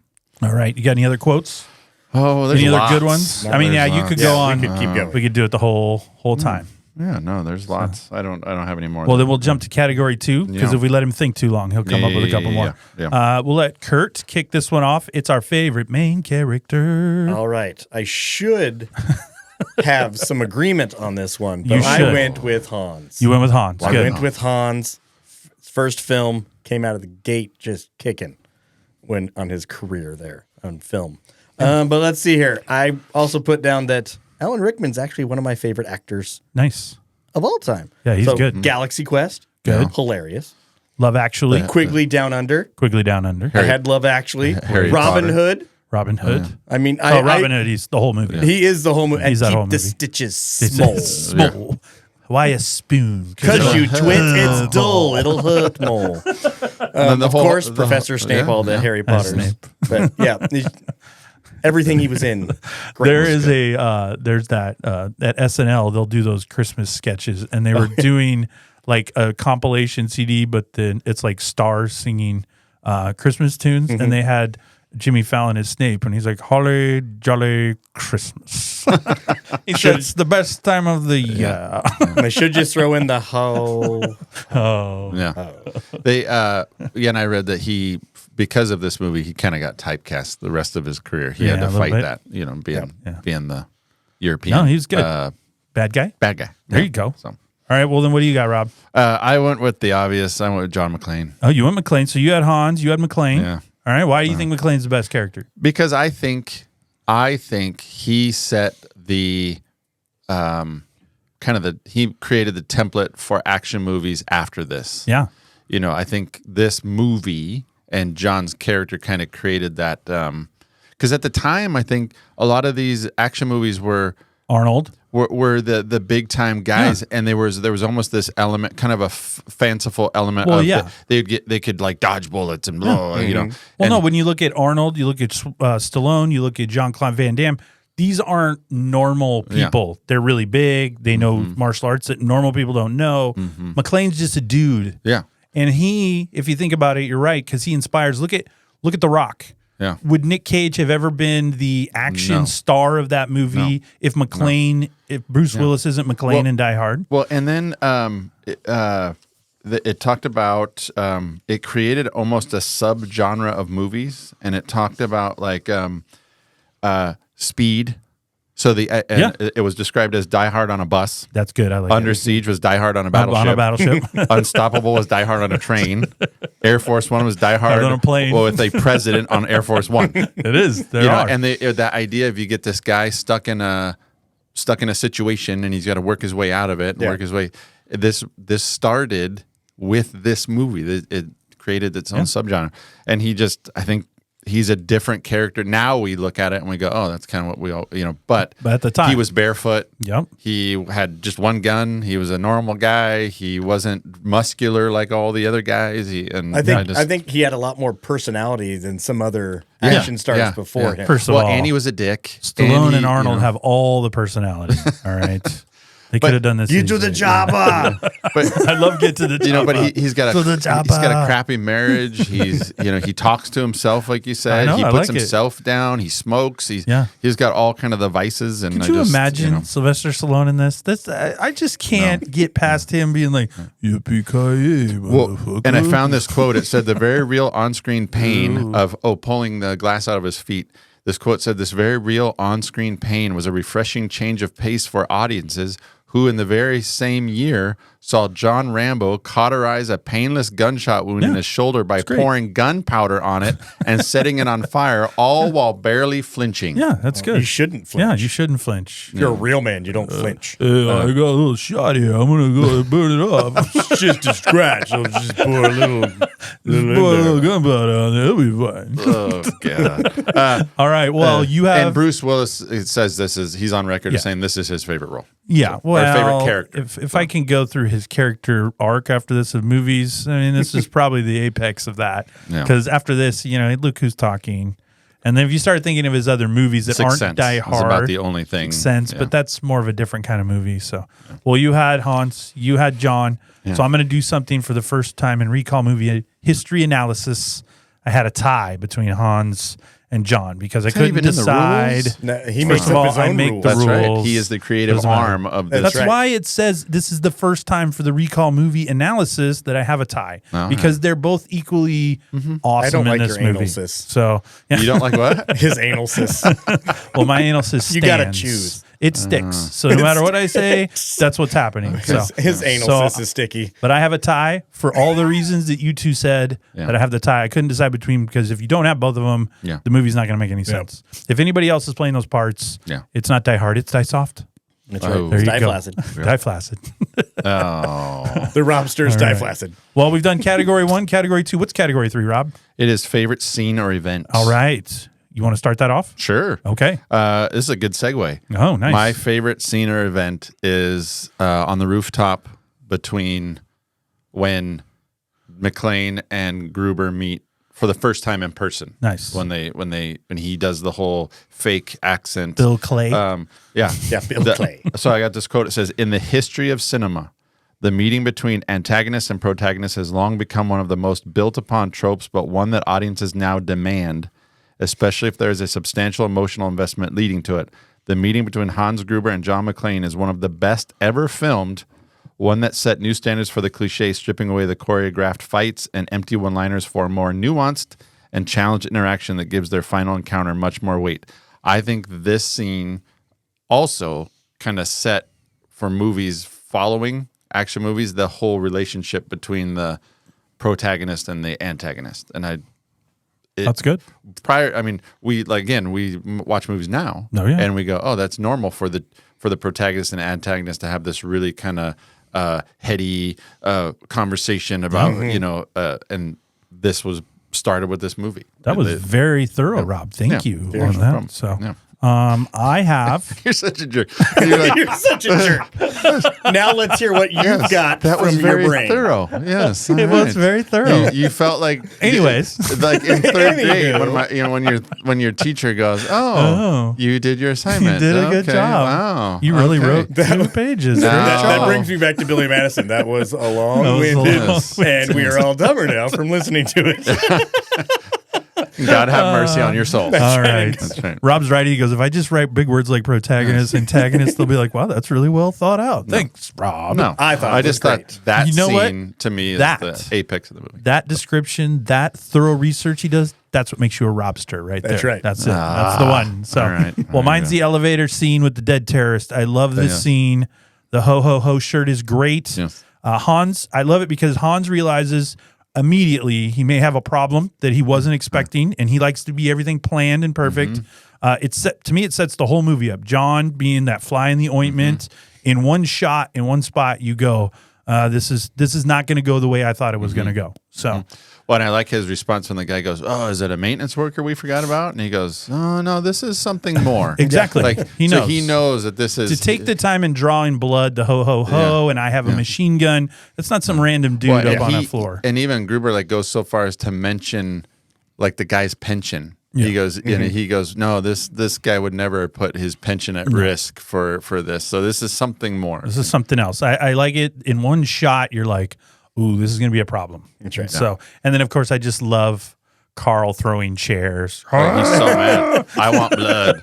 Yeah, I want blood. Nobody just kills him but me. Yes. Cannot be calmed down. And the rest of the movie, Carl cannot be like consoled at all. That's right. And he poses a question to Gruber because Gruber grabs him and he says, you stick to the plan, and then once we do that, then you can do whatever basically you wipe his Yeah. blood with this place. But he goes, and then Carl goes, "But what if he ruins the plan?" This is the plan. Gruber never answers him back. No, because Sounds he like, doesn't. oh. Because he doesn't think about. He doesn't that. have a B. He doesn't have a plan. Yeah, so it makes me wonder. Go, oh, they were not prepared. Carl. for McClane. Carl's smarter than you think he is. right. Well, they think it's just a bunch of stiffs in an office. Well, because I think Carl was his own. One bodyguard. He was his own Yeah. entity, and he partnered with, So there some was some. good visual arm movements today. Yes, I really I- like that. yes. It's like you were, doing symbols together or something. So, what do you got, Kurt? All right, I actually broke this up into 2. So Also I'm breaking making- the rules. I'm making up my own. Wow. But here's why I did He's it. getting As a comfortable. kid, I went kid and adult. Oh, okay. So as a kid, Look, that's something you would do right I there, was the Rob. big fight scene guy. So the Yeah. John Carl fight at the end. okay. Great. I love that one. Now it's just the back and forth over the radio between Yeah. Yeah, Hans those and are really John. good. Yeah. It's just it's a really good good. like 5-10 minutes of Yeah, it's great. great dialogue back and forth. It is. That is something I think this movie. One thing I was surprised about is how many, websites talked about the screenwriting for this movie, and that it's a lot of people consider it a masterpiece because of the writing and the dialogue and the pace of the movie. And Oh yeah. so It's good. Like for screenwriter people, they study it and just Nice. how the dialogue and stuff. It's really good writing. It is good writing. And I think people kind of poo-poo it as being an action film, and so they're like, but You know, it's that's good writing. the second so. time today you've said poo-poo. Is that a new? Pee-pee? Is that something you're trying out now? Is that a new term? He's just trying it out with his Trying it out. analyst. I see a new show for you, the Poo Poo Pod. Poo-poo pod. You can talk to people about making sure Robster's they Poo Poo Pod. eat enough fruit, Drink enough water. That's right. drink that. Did you have too much dairy? Drink We that could- kombucha so they can cleanse out We their could- system. Talk about the different shapes and. All right, Kurt. Okay. That's All enough right, Poo Kurt. Poo talk. What is category 4? And go ahead and lead us off with it. Alrighty. So category 4 is our favorite terrorist. Ooh. So I went with your best friend Carl. Ooh, you went with Carl. I went with Carl. All right. I just love when he goes, "No one kills him but me," That's right. because can't. He just wants him to be able to kill him. You're Another just shivering shiver. again. It's cold in here. Did you get the shivers? He did. did. Wow. I just out of the Just corner out of of my the corner, I eye, saw a little shimmy, I thought he was having a shake. seizure. It's the lights on the wall over there. It's causing me Oh problems. my goodness! All right. Wow. Well, I went with Carl. I'm I chilly. I thought real life. The Yeah. guy that played Carl, good backstory. Yep. He was basically the ballet. He was like in the head Russian ballet ballet. in the- Baryshnikov. Yes, Nice. in the Bolshoi ballet. He was the Bolshoi. premier danseur. Nice. And I like and your then Maybe accent. that's what it is when a person does puzzles. It's a puzzler. Puzzler. A puzzler? No, it is a potolier. Oh, there you go. Wow. Correct. But I found his background a little interesting. When he was with the ballet and he came over to the U.S., he basically applied for asylum and stayed here. His wife, it was a big thing. They've actually made a movie about it. Oh, wow. How his wife never actually came over. She said, "I'm too Russian to live in America." Oh, nice. And then magically they got divorced Of course. 2 years later. But Okay. Carl, huh? I loved Carl. He was the always out of control because the brother died. Yeah. And the Brother, good hair. by the way, why is brother wearing the gray sweatpants? Everyone else is in like suits and stuff. He's wearing yeah. gray Look, sweatpants. Yeah. There may have been a role for him we never got to see that he needs to be a little more flexible, His have a name- little more freedom. Well, he I- just went and did I the know. clipping of the wires. Gotcha. His name is Tony. he was a big dude, He had by a- the way. he When was. he stood next to McClane, he was quite a bit taller and like broader than Bruce Maybe Willis he couldn't was. find slack, so they just said, "Here's some Yeah, sweats." here's some sweats. I like the sweats. I don't know. But he I- had small feet. look. If He I'm did. gonna, He had tiny which feet. is weird. yeah. If I'm Smaller gonna than take his- over, He seems like he would have had bigger feet. you than, think so. But than if I'm John going to take McClane. over a terrorist, I'm going to take over this tower as a terrorist. I'm going to go comfortable. Let's get some Lululemon pants on and let's get over there and let's take care of this situation. It's something that's going to bend and breathe. Some stretch There's pants. going to be a lot of like moving people around and stuff. I'm not trying to wear a suit over here. It makes no sense. So, Something with a pocket for my gun. well, my favorite Some terrorist, Crocs. Maybe possibly Yeah. some Crocs. my No, but favorite there's a lot of action. You terrorist. Kick 'em off. You're on the Crocs again. Yeah. You like Crocs. I don't really You currently like Crocs. have them on your feet, don't you? I have the knockoff Oh, okay. Walmart, I gotcha. style Crocs. Yeah. But anyway. Well, my favorite terrorist. Originally, I really considered Theo. So he's our computer hacker. Oh boy. But anyone who gets knocked out by Argyle in one punch, That was a terrible punch. I by the way. cannot. I cannot allow you to be the best terrorist at that point. So let's not get creative here. It's Hans Gruber. He's the best terrorist. He has the best. He goes out the best. Everything he does is better than everyone else. I like Carl. I don't like Carl. I'm not going to lie to you. Carl's not my favorite. I But, went with Carl just because Hans I had I already gotcha. picked. You had Hans up. Hans is still the best terrorist. What do you got, Rob? I went with Hans. Oh, okay. See, I we're did. in agreement. Guys are doubling up on me here. Yeah. Yeah. No, and Usually I'd like I found some quotes that said these are just some quotes from different places around the old interweb. Yes. He is the movie villain we wish every movie had. He's the undisputed champ of action movie villains. He's the template that should serve as a guide for creating strong genre villains. And then it said Hans Gruber is the reason why this story exists. And actually the writers have acknowledged that they actually wrote this movie kind of from the perspective of him being the protagonist. Like they wrote it around him. So they said the movie wouldn't exist. All the other characters exist as reactions or reactors to his actions. Yeah. The writer said he wrote Die Hard as though Gruber were the protagonist. He was the active presence who forces the plot and the motion into motion. He's the catalyst that puts the world of the movie out of balance. Gruber is the catalyst for John McClane's evolution as a character. If it were not for Gruber and his scheme, John McClane would never have grown up. He would not have gone to Nakatomi Plaza, made no compromises, and he and Holly would have probably gotten divorced. There you go. But it's really about Hans Gruber. This movie is about Hans Gruber. Some of it's about John McClane, whether you like it or not. I think it's Hans' movie. About the bringing together. This is why I called him the president of the Hans Gruber fan club here. Yeah. So we got that. So all right, well, yeah, Hans is it. So Carl, number 2. That's why Carl's he also was my number 2, but since I had already chose Hans. All right. Well, our category 5 is the best location in the movie. I went with the lobby area or that open area at Nakatomi where they're having the party. I put, it looks awesome. Girls and guys are very promiscuous. There's drugs, alcohol, pregnant ladies drinking. I assume great food, maybe some sushi. We're in L.A. Takagi, got a whole thing there. Yeah. This looks like every 80s party in every awesome 80s movie you would want to have attended. You know, I want to be there. When you're younger, you're like, I want to be at that party. Now that I'm older, I see a lot of red flags. I see a lot of problems going on. All right. Yeah. But as a youngster, young teenager, I'm like, oh, this is it right here. We can have sex at work. That's great. I can't wait to get older. One day when I'm older, I want to be like Ellis.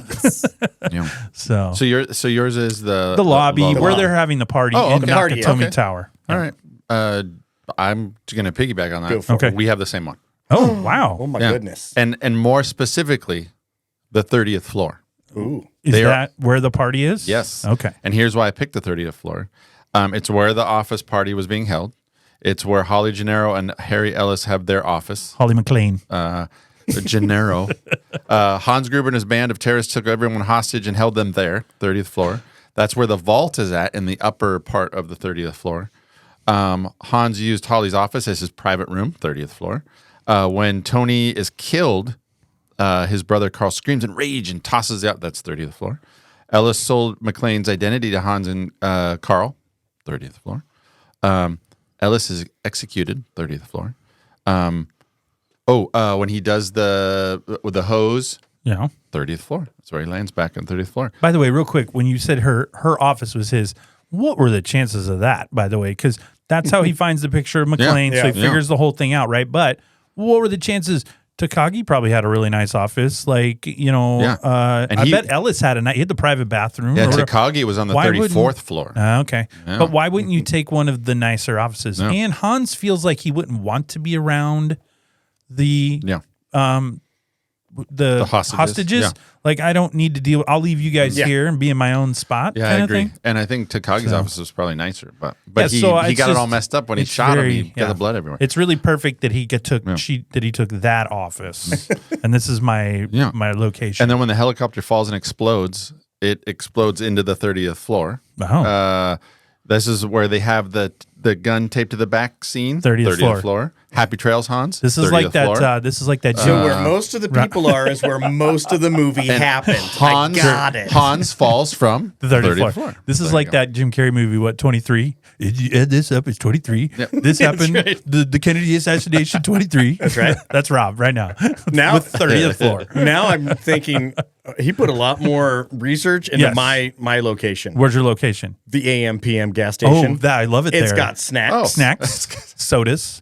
It's got gas for 77 cents a gallon. I love that. That's funny. I was going to put that later in the category. It says like 74 if you get leaded. Least believable event. I told my wife, I said, I'm going to put down the fact that gas is 70. And she goes, that's not. You shouldn't put that. I was watching it last night and I just randomly said it. My wife goes, oh, you have to use that. By the way, 74 cents a gallon. I put it right in my notes. Do you think Mrs. McCracken will enjoy her impersonation that Rob just threw onto the podcast? She's going to love it. Not do 70. I think she's going to love yours as well. I am going to stay out of it so I can still be friends with her. I'm doing the impersonation Rob handed to me, so it's not my fault. Okay. Right. And he lives with her. He knows how she sounds, so I'll give it to him. Mrs. McCracken, you're wonderful. I love the AMPM. I might have dramatized when I used to go to the AMPM when we was youngsters, they would have AMP. If it's not under A, it's under P. Yeah, it was like $2 hot dogs for $1. $1. It was amazing. Yep. It was awesome. so- They're rolling on the thing. So those have to be quality. Quality dogs. When I was 11 or 12, I thought it was great. I eat at 7-Eleven all the time. Those little things spinning. What's inside of that? Pepperoni and cheese? Yeah, put that in my. That goes right in the cake hole. and it's been rolling there for weeks. You know. No, care. too many people are like us that eat it. And then So go they grab gotta one of replace those. it. Grab one of the 44 or 64 ounce super or double big gulps. Yes. Nobody's life was ever bad having that much soda. I at bring one in my time. own trucker thing that's like the 74 ouncer. Big gulps, eh? Big gulps. Well, see you later. All right. Well, that takes us to category 6, worst actor / character. Kurt, go ahead. All right. I went worst character. Okay. Just because I don't like him. Richard Thornburg. Oh, that's a good one. I put here. He's a jerk. I'm pretty sure Thornburg orgasmed when the cameraman got the explosion because his eyes. got that. Did you get that? Tell me you got that, and his eyes lit up when he said Yeah. yes. I'm pretty sure He there were so some deserved things. getting punched in the face for I wanna- going Then he went to the house, house. and he Okay. threatened immigration. to call immigration. That's my That's your so what? I was. That would be my reason. I didn't pick him, but that Oh, right yeah. there was the reason I thought, man, he would have been. Do one you of my think choices. that guy? I saw an interview with him once, but imagine being him. So in the 80s, he was Walter Peck in Ghostbusters, biggest jerk ever. Yeah. He's in this as a big jerk. Yeah. He was in Real Genius as a big jerk. Yeah. He said one time, he walks down the street, people still yell at him. Because I could see that. he made his life being he just has the face now. It's like he's just a jerk. Got a like, face that you just but want to punch.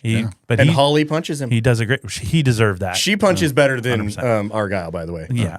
Argyle's look. It's his first day. As I was watching Argyle's punch yesterday, I don't know if he actually hit him at all. He hit him. Theo folded like a chair. And the sound Theo makes when he got hit was I don't know. It was like it's kind of, anyway. No, I'm going to admit something that Okay. I don't know that I like Die Hard. I do. I love it. A standalone 1988 Yeah. action film. I couldn't get into the rest of the series. I Yeah. couldn't do it. I like the But second one a little bit. The second one, we learned that then it Thornburg had starts- taken out a Restraining order. against Holly. Yeah, but so I like the second one. It's a little more unbelievable, but it's just a fun. that's a whole After that, it conversation started online. Is going. people really getting into they get heated about Yeah. which ones are kind of and then there's Yeah. one in there that everybody's like it's awful. To me, the first one's the best one. I watched Die Hard with a Vengeance, and then after that, I kind of lose my attention of it. But Die Hard 2 is not bad. So, well, my worst character is Carl. Wow. I just don't like Carl, and here's why I don't like Carl. Yeah, I want to know why he does. He's not professional. Why Okay? isn't he a professional? Once his brother's dead, his bloodlust He's takes wearing over. nice shoes. He's Hold on. got sensible shoes. Hold on, He's got- but listen to what I'm saying. He dresses better for that than I yeah. dress for work. His brother dies, and once his brother dies, bloodlust takes over. So again, not professional, Yeah. and it somewhat costs their ability to complete the mission the right way because Carl's so hyper focused on going after McClane to kill him. He's not doing a good job organizing the other terrorists. He didn't stay to the plan All right. like Gruber told Yeah, him to. he's not doing it at all. That's a He's good point. getting very sidetracked. His emotions are taking over too much. Yeah. He's even when Hans Gruber tells him, "Nope, get back here so we can do X." He turns the radio off, and they keep That's going and causes more problems. So actually, as a professional terrorist, he should be fired. All right, Wow. he's Okay. not doing a good job. Well, consider him. Al Powell fired him. So yeah, with his gun, he he fired. does. That's so right. my backup though was either the reporter, like you said, Thornburg. Thornburg. and then my other backup was I'll let you go. I was going to say, let Before Rob go. I give my 'Cause other I have backup. another. I have a backup Yeah. one too that I. Well, I'm going to read something that this isn't my pick, but it said Roger Ebert Ooh, was one of the few critics that gave this film a negative review. no. Well, He said the main, Raj is tough. I know. I give him a negative. He said review. the main reason he did this was because he hated the character Chief Dwayne Robinson. Oh yeah. He said the character was unnecessary, useless, dumb, and he prevented the movie from working. Oh, okay. He did like the sequels and later changed his opinion. But Yes. my character is Ellis. Ooh, well, no. Ellis is great. Ellis is a coke snorting maniac who hilariously thinks he's a lot smarter than he actually is. I like it. McClane gets furious at Ellis because he thinks he can defuse the situation with the terrorists, but he just makes it worse. He negotiates for a living. This is what I do, That's right. Bubby. Bubby. Hey, come on. I use a pen. You use a machine gun. It's the Yeah. same thing. It's We're the doing same thing. we're doing the same thing That's right. here. Speaking about characters, this is a bad place to put this. Oh, I'm going to do it okay. anyway. Yeah, perfect. Reginald Vell Johnson said that after his appearance on the first 2 Die Hard films, he would be frequently teased and joked at by friends and people on the street for his character's obsession of Twinkies, with some people even going so far as to buy Twinkies and throwing them into his car while he was inside and saying things like, "Oh, we knew you wanted some of Twinkies." those." Well, And free you know Twinkie. what I would say? I wouldn't say no. I would say, how dare you? I was exactly wanting Twinkies. Thank right. you so much. Could you please next time throw in a cupcake too? But my backup Who's your was backup? Robinson. So was mine. He's another 80s like professional Dick. jackass. Yeah. Like that's what he did. I just put he was very bad at his job. He was. because everybody else was telling him the right thing, and he just. By the way, Well, he's Powell the was like, deputy- "They're shooting the lights out," and then later Yeah. he goes, "Oh shit, they're shooting the lights out." But he's the deputy police chief Yeah. for Los Angeles Police Department. He is the number 2 man in charge. And the number one of the- never one of the shows biggest, up. Yeah, well, he's sleeping. never It's a shows crank call. I don't need to show up. That's right. And the head of FBI never shows up. They Yeah, you send don't 2 need him. field Well, they got the officers 2 out. Johnsons. The 2 Johnsons. 2 Johnsons is all you need. It's like, Well, nah, not baby. anymore because we need more. It's like we need more Saigon. FBI guys. Just like Saigon. Yeah. All right. Well, Rob, what is our category 7 Worst scene or not needed scene? Yeah. What not do you? needed scene. Gosh, I struggled because I tough. I didn't have a lot of bad scenes, quite honestly. okay. I did find one. That and can this be is- your answer, by the way. You don't have to force it. No, I'm going to pick He one. likes to force it. And I I know. kind of have an answer to it, but it says in the conference room shootout right after they've met for the first time and they shoot the glass out, Hans Gruber tells Carl to scheißen den Fenster. Yes. And then Carl kind of looks at him like, Why? what? Okay, but I initially read that. I initially took his response as like, "What are you saying? I don't understand you." And so then I was like, "Why wouldn't he have understood?" Because then Gruber stops, and then he says it in English: "Shoot out the glass." I gotcha. So then I was like, all of a sudden he forgot how to speak German? I don't know. But then I read more about it, and people were like, "No, he was probably like questioning why shoot the glass? Why not shoot John?" Yeah, You I know? gotcha. Anyway, so. I don't know. Okay. Just some of the language issues with the Harris. I you gotcha. know, but I had a hard time picking a bad scene. Yeah. Sorry. You do you have one? No I can have be one. the answer, but I yeah. have. It's just the part where they're clearing out the offices and they're Okay. pulling out the people that are having sex. Yeah.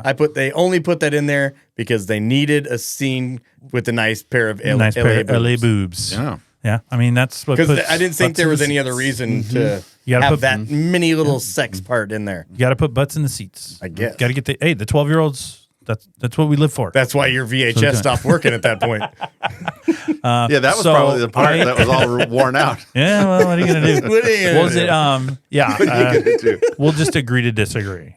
Oh, It's the part where he jumps off the building. No, I'm just kidding. Okay, so explodes. I was with you, Rob. Tough, love it all. It's Yeah, hard. I I like would this say mine are the cutbacks to Argyle probably don't do anything really for the story. You give him a couple times to, the thing about, I'm supposed to be in Vegas.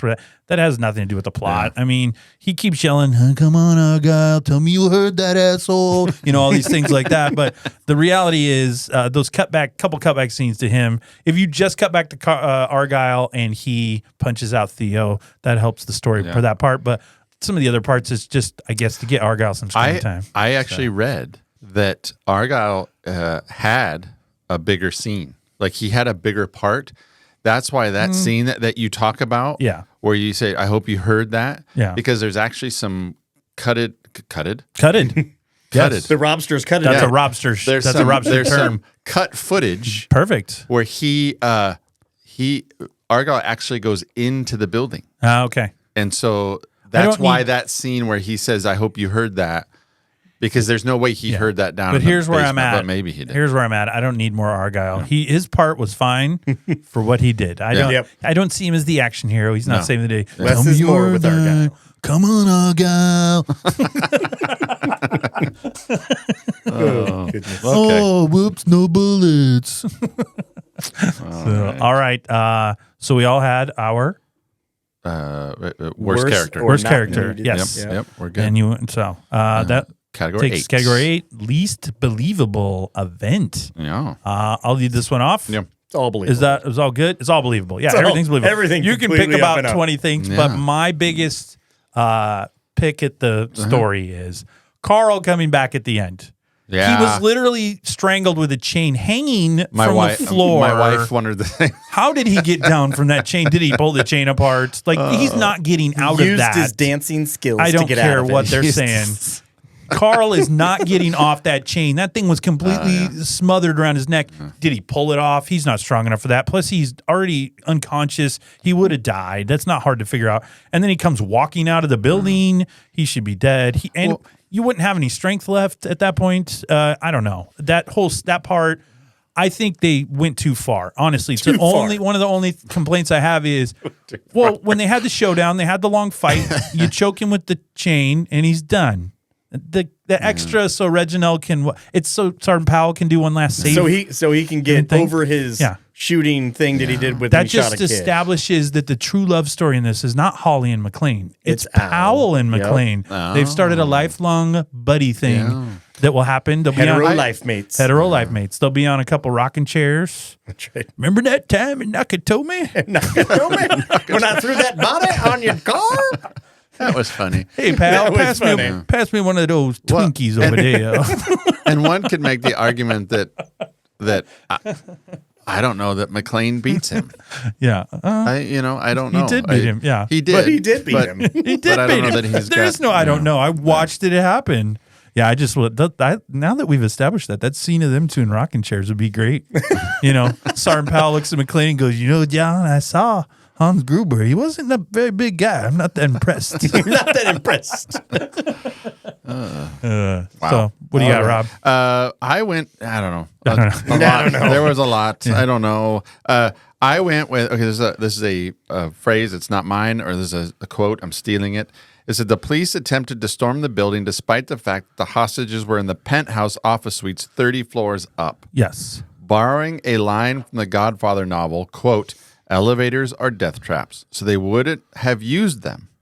That meant climbing 30 flights of stairs and then planning to engage in a gun battle with an unknown number of opponents. What would have been the other plan? To Rob? presume that things would have gone badly understates things significantly. So the whole idea of they had the high ground. So what's the other plan? I don't know. They Come in through the roof? I don't know. But All right. They're not. I don't think that was thought out very well. The whole breaching of the. If they had the high ground, if Deputy Chief Robinson is the one who's setting all this up and training everyone, then it went these cops. It went exactly as it should have. That's good point. Good point. Yeah, because he's bad at his job. Do you think he gets fired after that? Yeah, He should. He should have. Yeah. At least he gets knocked down to a patrolman. At least a tongue lashing. The next morning, the chief's like, "I got a call in the middle of the night. What is going on over at Nakatomi?" We lost 2 FBI agents. Well, they don't seem to care about that. No. LAPD is like, man, FBI. The poor Walt Couple has more to shut Johnsons the than power mine. grid down. He just Yeah. He's Poor just Walt. doing his Walt, job. just Christmas trying, Eve, yeah. he's like, I don't know. Just do it. They're just telling me to turn it off. All right, How what- about the United States government? what do you call that might be one of the worst lines in the Yeah. movie. It sounds tough, but it's really stupid. How about the United States? What do you got, Rob? Sure. Alrighty, I had the fire hose after the wheel Yeah. breaks off the wall, just magically stops, right? Yeah. Oh, I don't see a problem. John weighs a little more than that. That thing's going right over the edge. He's in good shape. Real fast. He's Yeah. only about $175, $180. He's fine. And him dropping all the way doesn't make it go over the edge, but him just trying to swing back and forth makes it go over the edge. Well, I will say him swinging around with that gun in the elevator shaft is also a tough situation to digest all the way. I mean, it's great. It makes for great cinema, but and when he's stuck in the metal, the air conditioning air pipe vent, or whatever. They're shooting into it. I mean, come on. Yeah. Really, we didn't hit him. There's nowhere to go in there. barely Like, missed him though. Yeah. All you got to do is just spray for 2 minutes. They already wasted 1,000 bullets into the sky downstairs with the terrorists. and having with the 200 pounds hostages. in one of those vent things, Oh. it's going to come crashing. You would have down. known exactly where he was. Yeah. If here's it the would have pipe, held him. here's the pipe, and then there's this part. And Yeah. freaking Carl could have been like, And I read that the scene where he's going down into the shaft and he falls. and can magically catch himself Yes. into Yes. the That- with That's what just I'm the saying. fingertips. Just the fingertips. That wasn't Perfect. planned. The stuntman fell and they just kept it in, Oh. and then it just made. Did he for catch good- himself? no, he didn't. He Oh, just okay. Bing bongs down bing- the thing, and then so So you're telling me the stuntman's dead? Is that what I they're don't know. I'm pretty sure he was harnessed. yeah, they're stuck, Let's man. That's what they get paid to do. That's what they get paid Okay. to do. All right. But yeah, Well, that covers category 8. category 8 Takes us to our last final category, Category 9. which is Kurt, Best example of why this is a Christmas movie. All right. Go ahead, Kurt. I went, all right, he's coming to LA because it's Christmas. Yes. To see his family. He's got the gifts. So I just simply put, there would be no movie because he never would come to LA if it wasn't Christmas. Yeah. What else is he coming out there for? Yeah. Okay. Okay. Okay. But All right, Rob. I'm not. Tell us your best example. Well, okay. And well, I'm, since you think it's not a Christmas movie, is this even a category you I want could go farther engage if in? you want me to. keep going. We got time. I got plenty of tape on the reels. We're good. There are 21 references to Christmas as counted Okay. by StephenFollows.com. Accurate. Including holiday parties, Santa hats, Christmas trees, ho-ho-hos, Yes. and Christmas in Hollis by Run DMC. Perfect. There are also 3 other Christmas songs in the movie. Mm-hmm. And let's see here. It's making the movie music more Christmas-like than over 99% of films over the last 3 decades. Okay. He's got wrapping tape on his back that you wrap a gift to it. That's right. I don't. Oh, I'm gonna let you go because Okay. I have one thing that Right. will help your cause. It's something I would actually like to dig into a little bit more. But You're a digger. Go ahead. Okay, I've Tell got me- some. tell I've me a got reason. I've got some really stuff that's going to make your rotaries spin inside your little brain here. All right. I already told you earlier you didn't like it, but the wife's name is Holly, so I we'll know. start there. Yeah. There are 12 terrorists taking over the building. Oh. 12 days of Christmas. Very good. Okay, they got that. Not a coincidence. Christmas, as he said, is mentioned multiple times. The sweatshirt. Ho ho ho. John is concerned with the family during the holiday season. There's a child waiting to be born, Sergeant Powell's. And the hunt for the lone savior, McClane, is pretty Christmassy. Okay. Die Hard was released in the summer. So people are like, oh, well, it's not a holiday movie. Well, comparison. The movie Holiday Inn was released in August of 1942. Okay. Miracle on 34th Street, released in May of 1947. White Christmas, released in October 1954.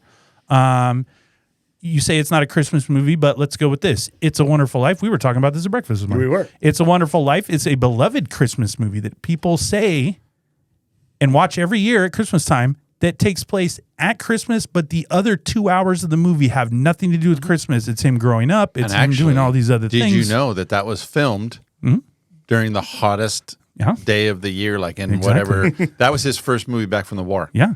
And so, it was but it It's a was filmed Wonderful during the Life heat is wave. considered a Christmas movie, and 95% of that movie is not even at Christmas. Okay. All right. A Christmas Carol, special Dickens. Yeah. There is not really anything Christmassy about that. That could happen at any time of the year. 3 Ghosts could change your trajectory of your life anytime during the year. They're just using Christmas as a backdrop to draw you in because Christmas makes people feel good. All right. But you could get those 3 Ghosts at any time. So what they're doing, I mean, Home Alone, you could say that's not a Christmas movie. I could have left him alone in the summer. He could have still got robbed. Everything could have happened just exactly the same way. All right. So Home Alone, but what they do is just like Die Hard. They take the backdrop of Christmas because people like Christmas, makes them feel good. So in that vein, wrapping it all around, it is a Christmas movie, Rob. And Hans Gruber says in the movie, Hans, it's your Christmas. favorite. Your favorite. It's Christmas time, Theo. It's a time for miracles. Okay. That is an exact quote Which from is your man. the McClanes getting Hans back together at Gruber. the end. There you go. Family ties. Well, I will So acknowledge. it is a Christmas movie. Okay. All right. Well, I will acknowledge that 20th Century Fox has formally admitted, and it's your wife that, because she, in one of the quotes, I think she might have done the survey, and she said, the directors have said it's a Christmas movie. Yes. So 20th Century Fox formally admitted that this film is a Christmas movie. Their quote is, they consider it the greatest Christmas story ever told. Beautiful. Okay. I will acknowledge that is what they've said. Yes. The 'Cause it's true. director also thinks it's a Christmas film. Yes. Here's my stance on it. If you were to take all mentions of Christmas out of Die Hard, the movie would still feel exactly the same. The only real changes would be that the lines mentioning Christmas could be changed to standard cheesy 80s action movie dialogue. For a movie to be a Christmas movie, it has to be about Christmas. That's my opinion. Die Hard isn't a Christmas movie. John could be going to see his family for a birthday, graduation, promotion, or just a plain reunion. It could literally take place at any time of the year, but would be fit most at New Year's. You could even keep the Christmas decorations up. But I have a little sound bite for you. Here you go. Here we go. Now, please listen very carefully.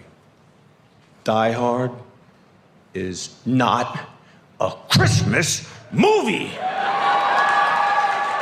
That is Bruce Willis. Yeah, but I don't care. On record, as he didn't saying, write the movie. I He don't didn't care. direct the movie. He's just running around in the movie. He doesn't get the input on the movie. Oh, I think he does. So he does not. You know, you said that. I still think it's an action movie that takes place at Christmas time. You not said. at Christmas time. Oh, but you something that I did find that I would like to dig into more. There's some theories out there that it is a modernized version of It's a Wonderful Life. Okay. And that Hans Gruber is Mr. Potter. Yeah. John McClane is, so anyway. I sure do like Mr. Potter. But anyway, you say it has to be about Christmas. One of your favorite movies is Elf. Yeah. That's not about Christmas. That's about him going to find his father. Christmas is wrapped around it. But again, him going through the 7 layers of the candy cane forest, popping out of the Lincoln Tunnel, going to the Empire State Building, those honestly don't have anything to do with Christmas. They're just using Christmas again as a backdrop.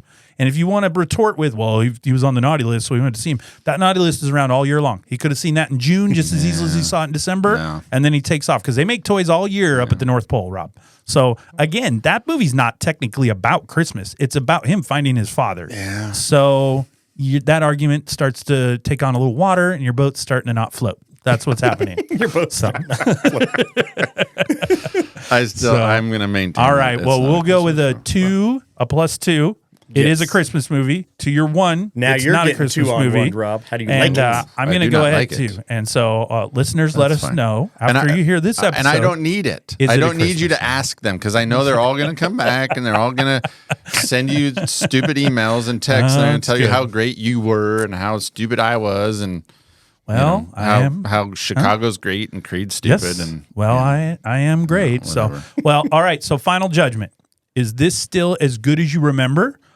Is it an all-time classic or just an okay movie after rewatching it?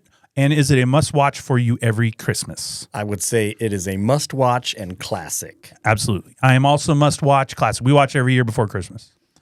I do not watch it every year before Christmas, and I hadn't watched it in many years, but I have a deeper appreciation for it. I feel like putting it in the repertoire to show the family would be great. Get them around the TV. The stockings are hung by the chimney with care. And they had to watch it every time I walked in the room, and I was watching it again. They were like, "Oh, you're watching this again?" Yeah.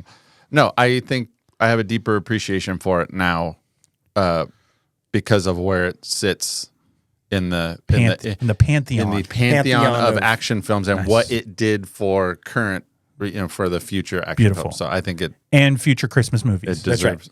Yes. No. Every December, you will watch it from now on. You will watch it from now on. Nope. Now I'm going to watch it. I'm going to think about it every Christmas, and I'm going to be pissed off that you wish that you were watching it for Christmas. So you should be watching it. I'm going to watch it in the summer. Every Christmas. It's a summer blockbuster. Oh, the weather outside is dreadful. So stupid. We will sing you off of this show, Rob. All right. Well, I think that covers everything. Hey, motherfucker. I think that covers everything you would ever need to know about Die Hard. Do you have anything else, Rob? I've got nothing. Kurt? I got nothing either. He's got nothing. Well, then that means real quick, if you enjoy this podcast, please take a second, give it 5 stars, drop us a review. That helps the podcast, makes us feel good about ourselves too. I am great, as Rob said. Also, check out our website at totally80s90srecall.podbean.com, where you can find links to all of our social media sites, as well as subscribe to our Facebook group for weekly updates. We do some videos on there, future episode ideas, lots of fun to be had. If you want to get in touch with us, email the show at 80s90srecall@gmail.com or any of our social media sites. That'll allow you to recommend future show ideas, comment on previous topics, and ask us questions. We will answer the questions. You might not like our answers, but we will definitely give you some. Finally, subscribe to our YouTube channel. We're awesome over there. It's lots of fun. Rob and I, plus when Kurt stops into the studio, we highly recommend it. It is a holly, jolly, rocking good time, Rob. Is that right? That was a lot. I'm not done yet. Links to all of our social media. Links to all of our social media, merchandise store, and email are included in the show notes. So be sure to check them out after this episode. And you are more than able. More than able. We receive letters. We do. We receive letters. We got a good letter today. Today's we Very shared shocking. one. Yeah, It's a I appreciate little that you sad didn't- because Daddy was in Yeah, the Dad chimney. got but- stuck in the chimney. yeah. That's it's very. That's the way it happens. But it has a happy ending. Yeah. Really? We bring joy. Does she have a we father? do. Yeah. So Her dad, it doesn't bring her dad back. Yeah. And I'm sorry to our listener. Yes. But if you can, you know what? You should make her an honorary member of the Robsters. Ooh, there you That go. would be good. Right there, so. All right. Well, Nakatomi is safe. Hans is dead, and the true love story of John McClane and Sergeant Powell can begin to bloom. So that means it's the end of the road for us. We hope you've enjoyed our look back at the Christmas classic Die Hard. We'd like to thank all of our listeners, whether first-timers or subscribers, for hanging out with Rob, Kurt, and I. Hopefully we gave you an hour or so of some laughs and great memories. And don't forget to tune in for all new episodes of Totally 80s and 90s Recall every Tuesday. every Tuesday. Every Tuesday. Yeah. I got nothing. You got nothing else? No. You That was forgot good this forgot this part of the show. We've been doing it for a year now. But it's okay. You know, we have a formulaic kind of thing that we do, and you've completely forgotten it today. So what do you got? What's our homework for next? What's our homework for next time? He did remember, folks. Ding ding. It's too bad you don't have your ding dings anymore. I did- He is a ding ding. We are Rob doing a 80s New Year's Eve party playlist. So you're going to put together a 10-song playlist of what you would like played at a New Year's Eve party of 80 songs. So you've got that's fun. You've got the entire decade to choose from here, Rob. You're getting, like I said, 10 songs. I'll have 10 songs. We're going to put together a 20 song playlist of what would get you through a New Year's rockin' Eve. Ooh, how many booty jams will you each have? We will only hope to see a few, because otherwise it could become a saucy New Year's Eve party. Saucy. So, You're gonna booty jam or make a love Booty jam, I'm making love. Rob. two different things. Two different right. songs. Yeah, I've learned that now. You got to know the difference. yeah. As And you know- listening, I learned that as well. Not only do you have to know the difference, but See, we who and teach when to things. play them for. So, That's right. Yeah. Oh, that's true. Certain ladies get the love, certain ladies get the booty. Wow. Ooh, you want to move up to the make a love song? Making love. So You pull out that special CD that says "Make a Love." You did All something right. right. So yes, so we're gonna put together an 80s New Year's Eve party playlist, Rob. So prep yourself for that, because I know how much you like to party. You Yeah. got anything else? I have nothing else. Nothing else. Kurt, you got anything else? Nope, I got nothing. Nope. Fancy goodbye. No fancy goodbye. Boom. No fancy goodbye. No offense. Welcome to the Robsters. What was your advice About what? the booty jam? Who to booty give it jam? to or something? You got to know. There's booty jams and love songs. You got to know who to give it to and when to play it. Wow. Ugh.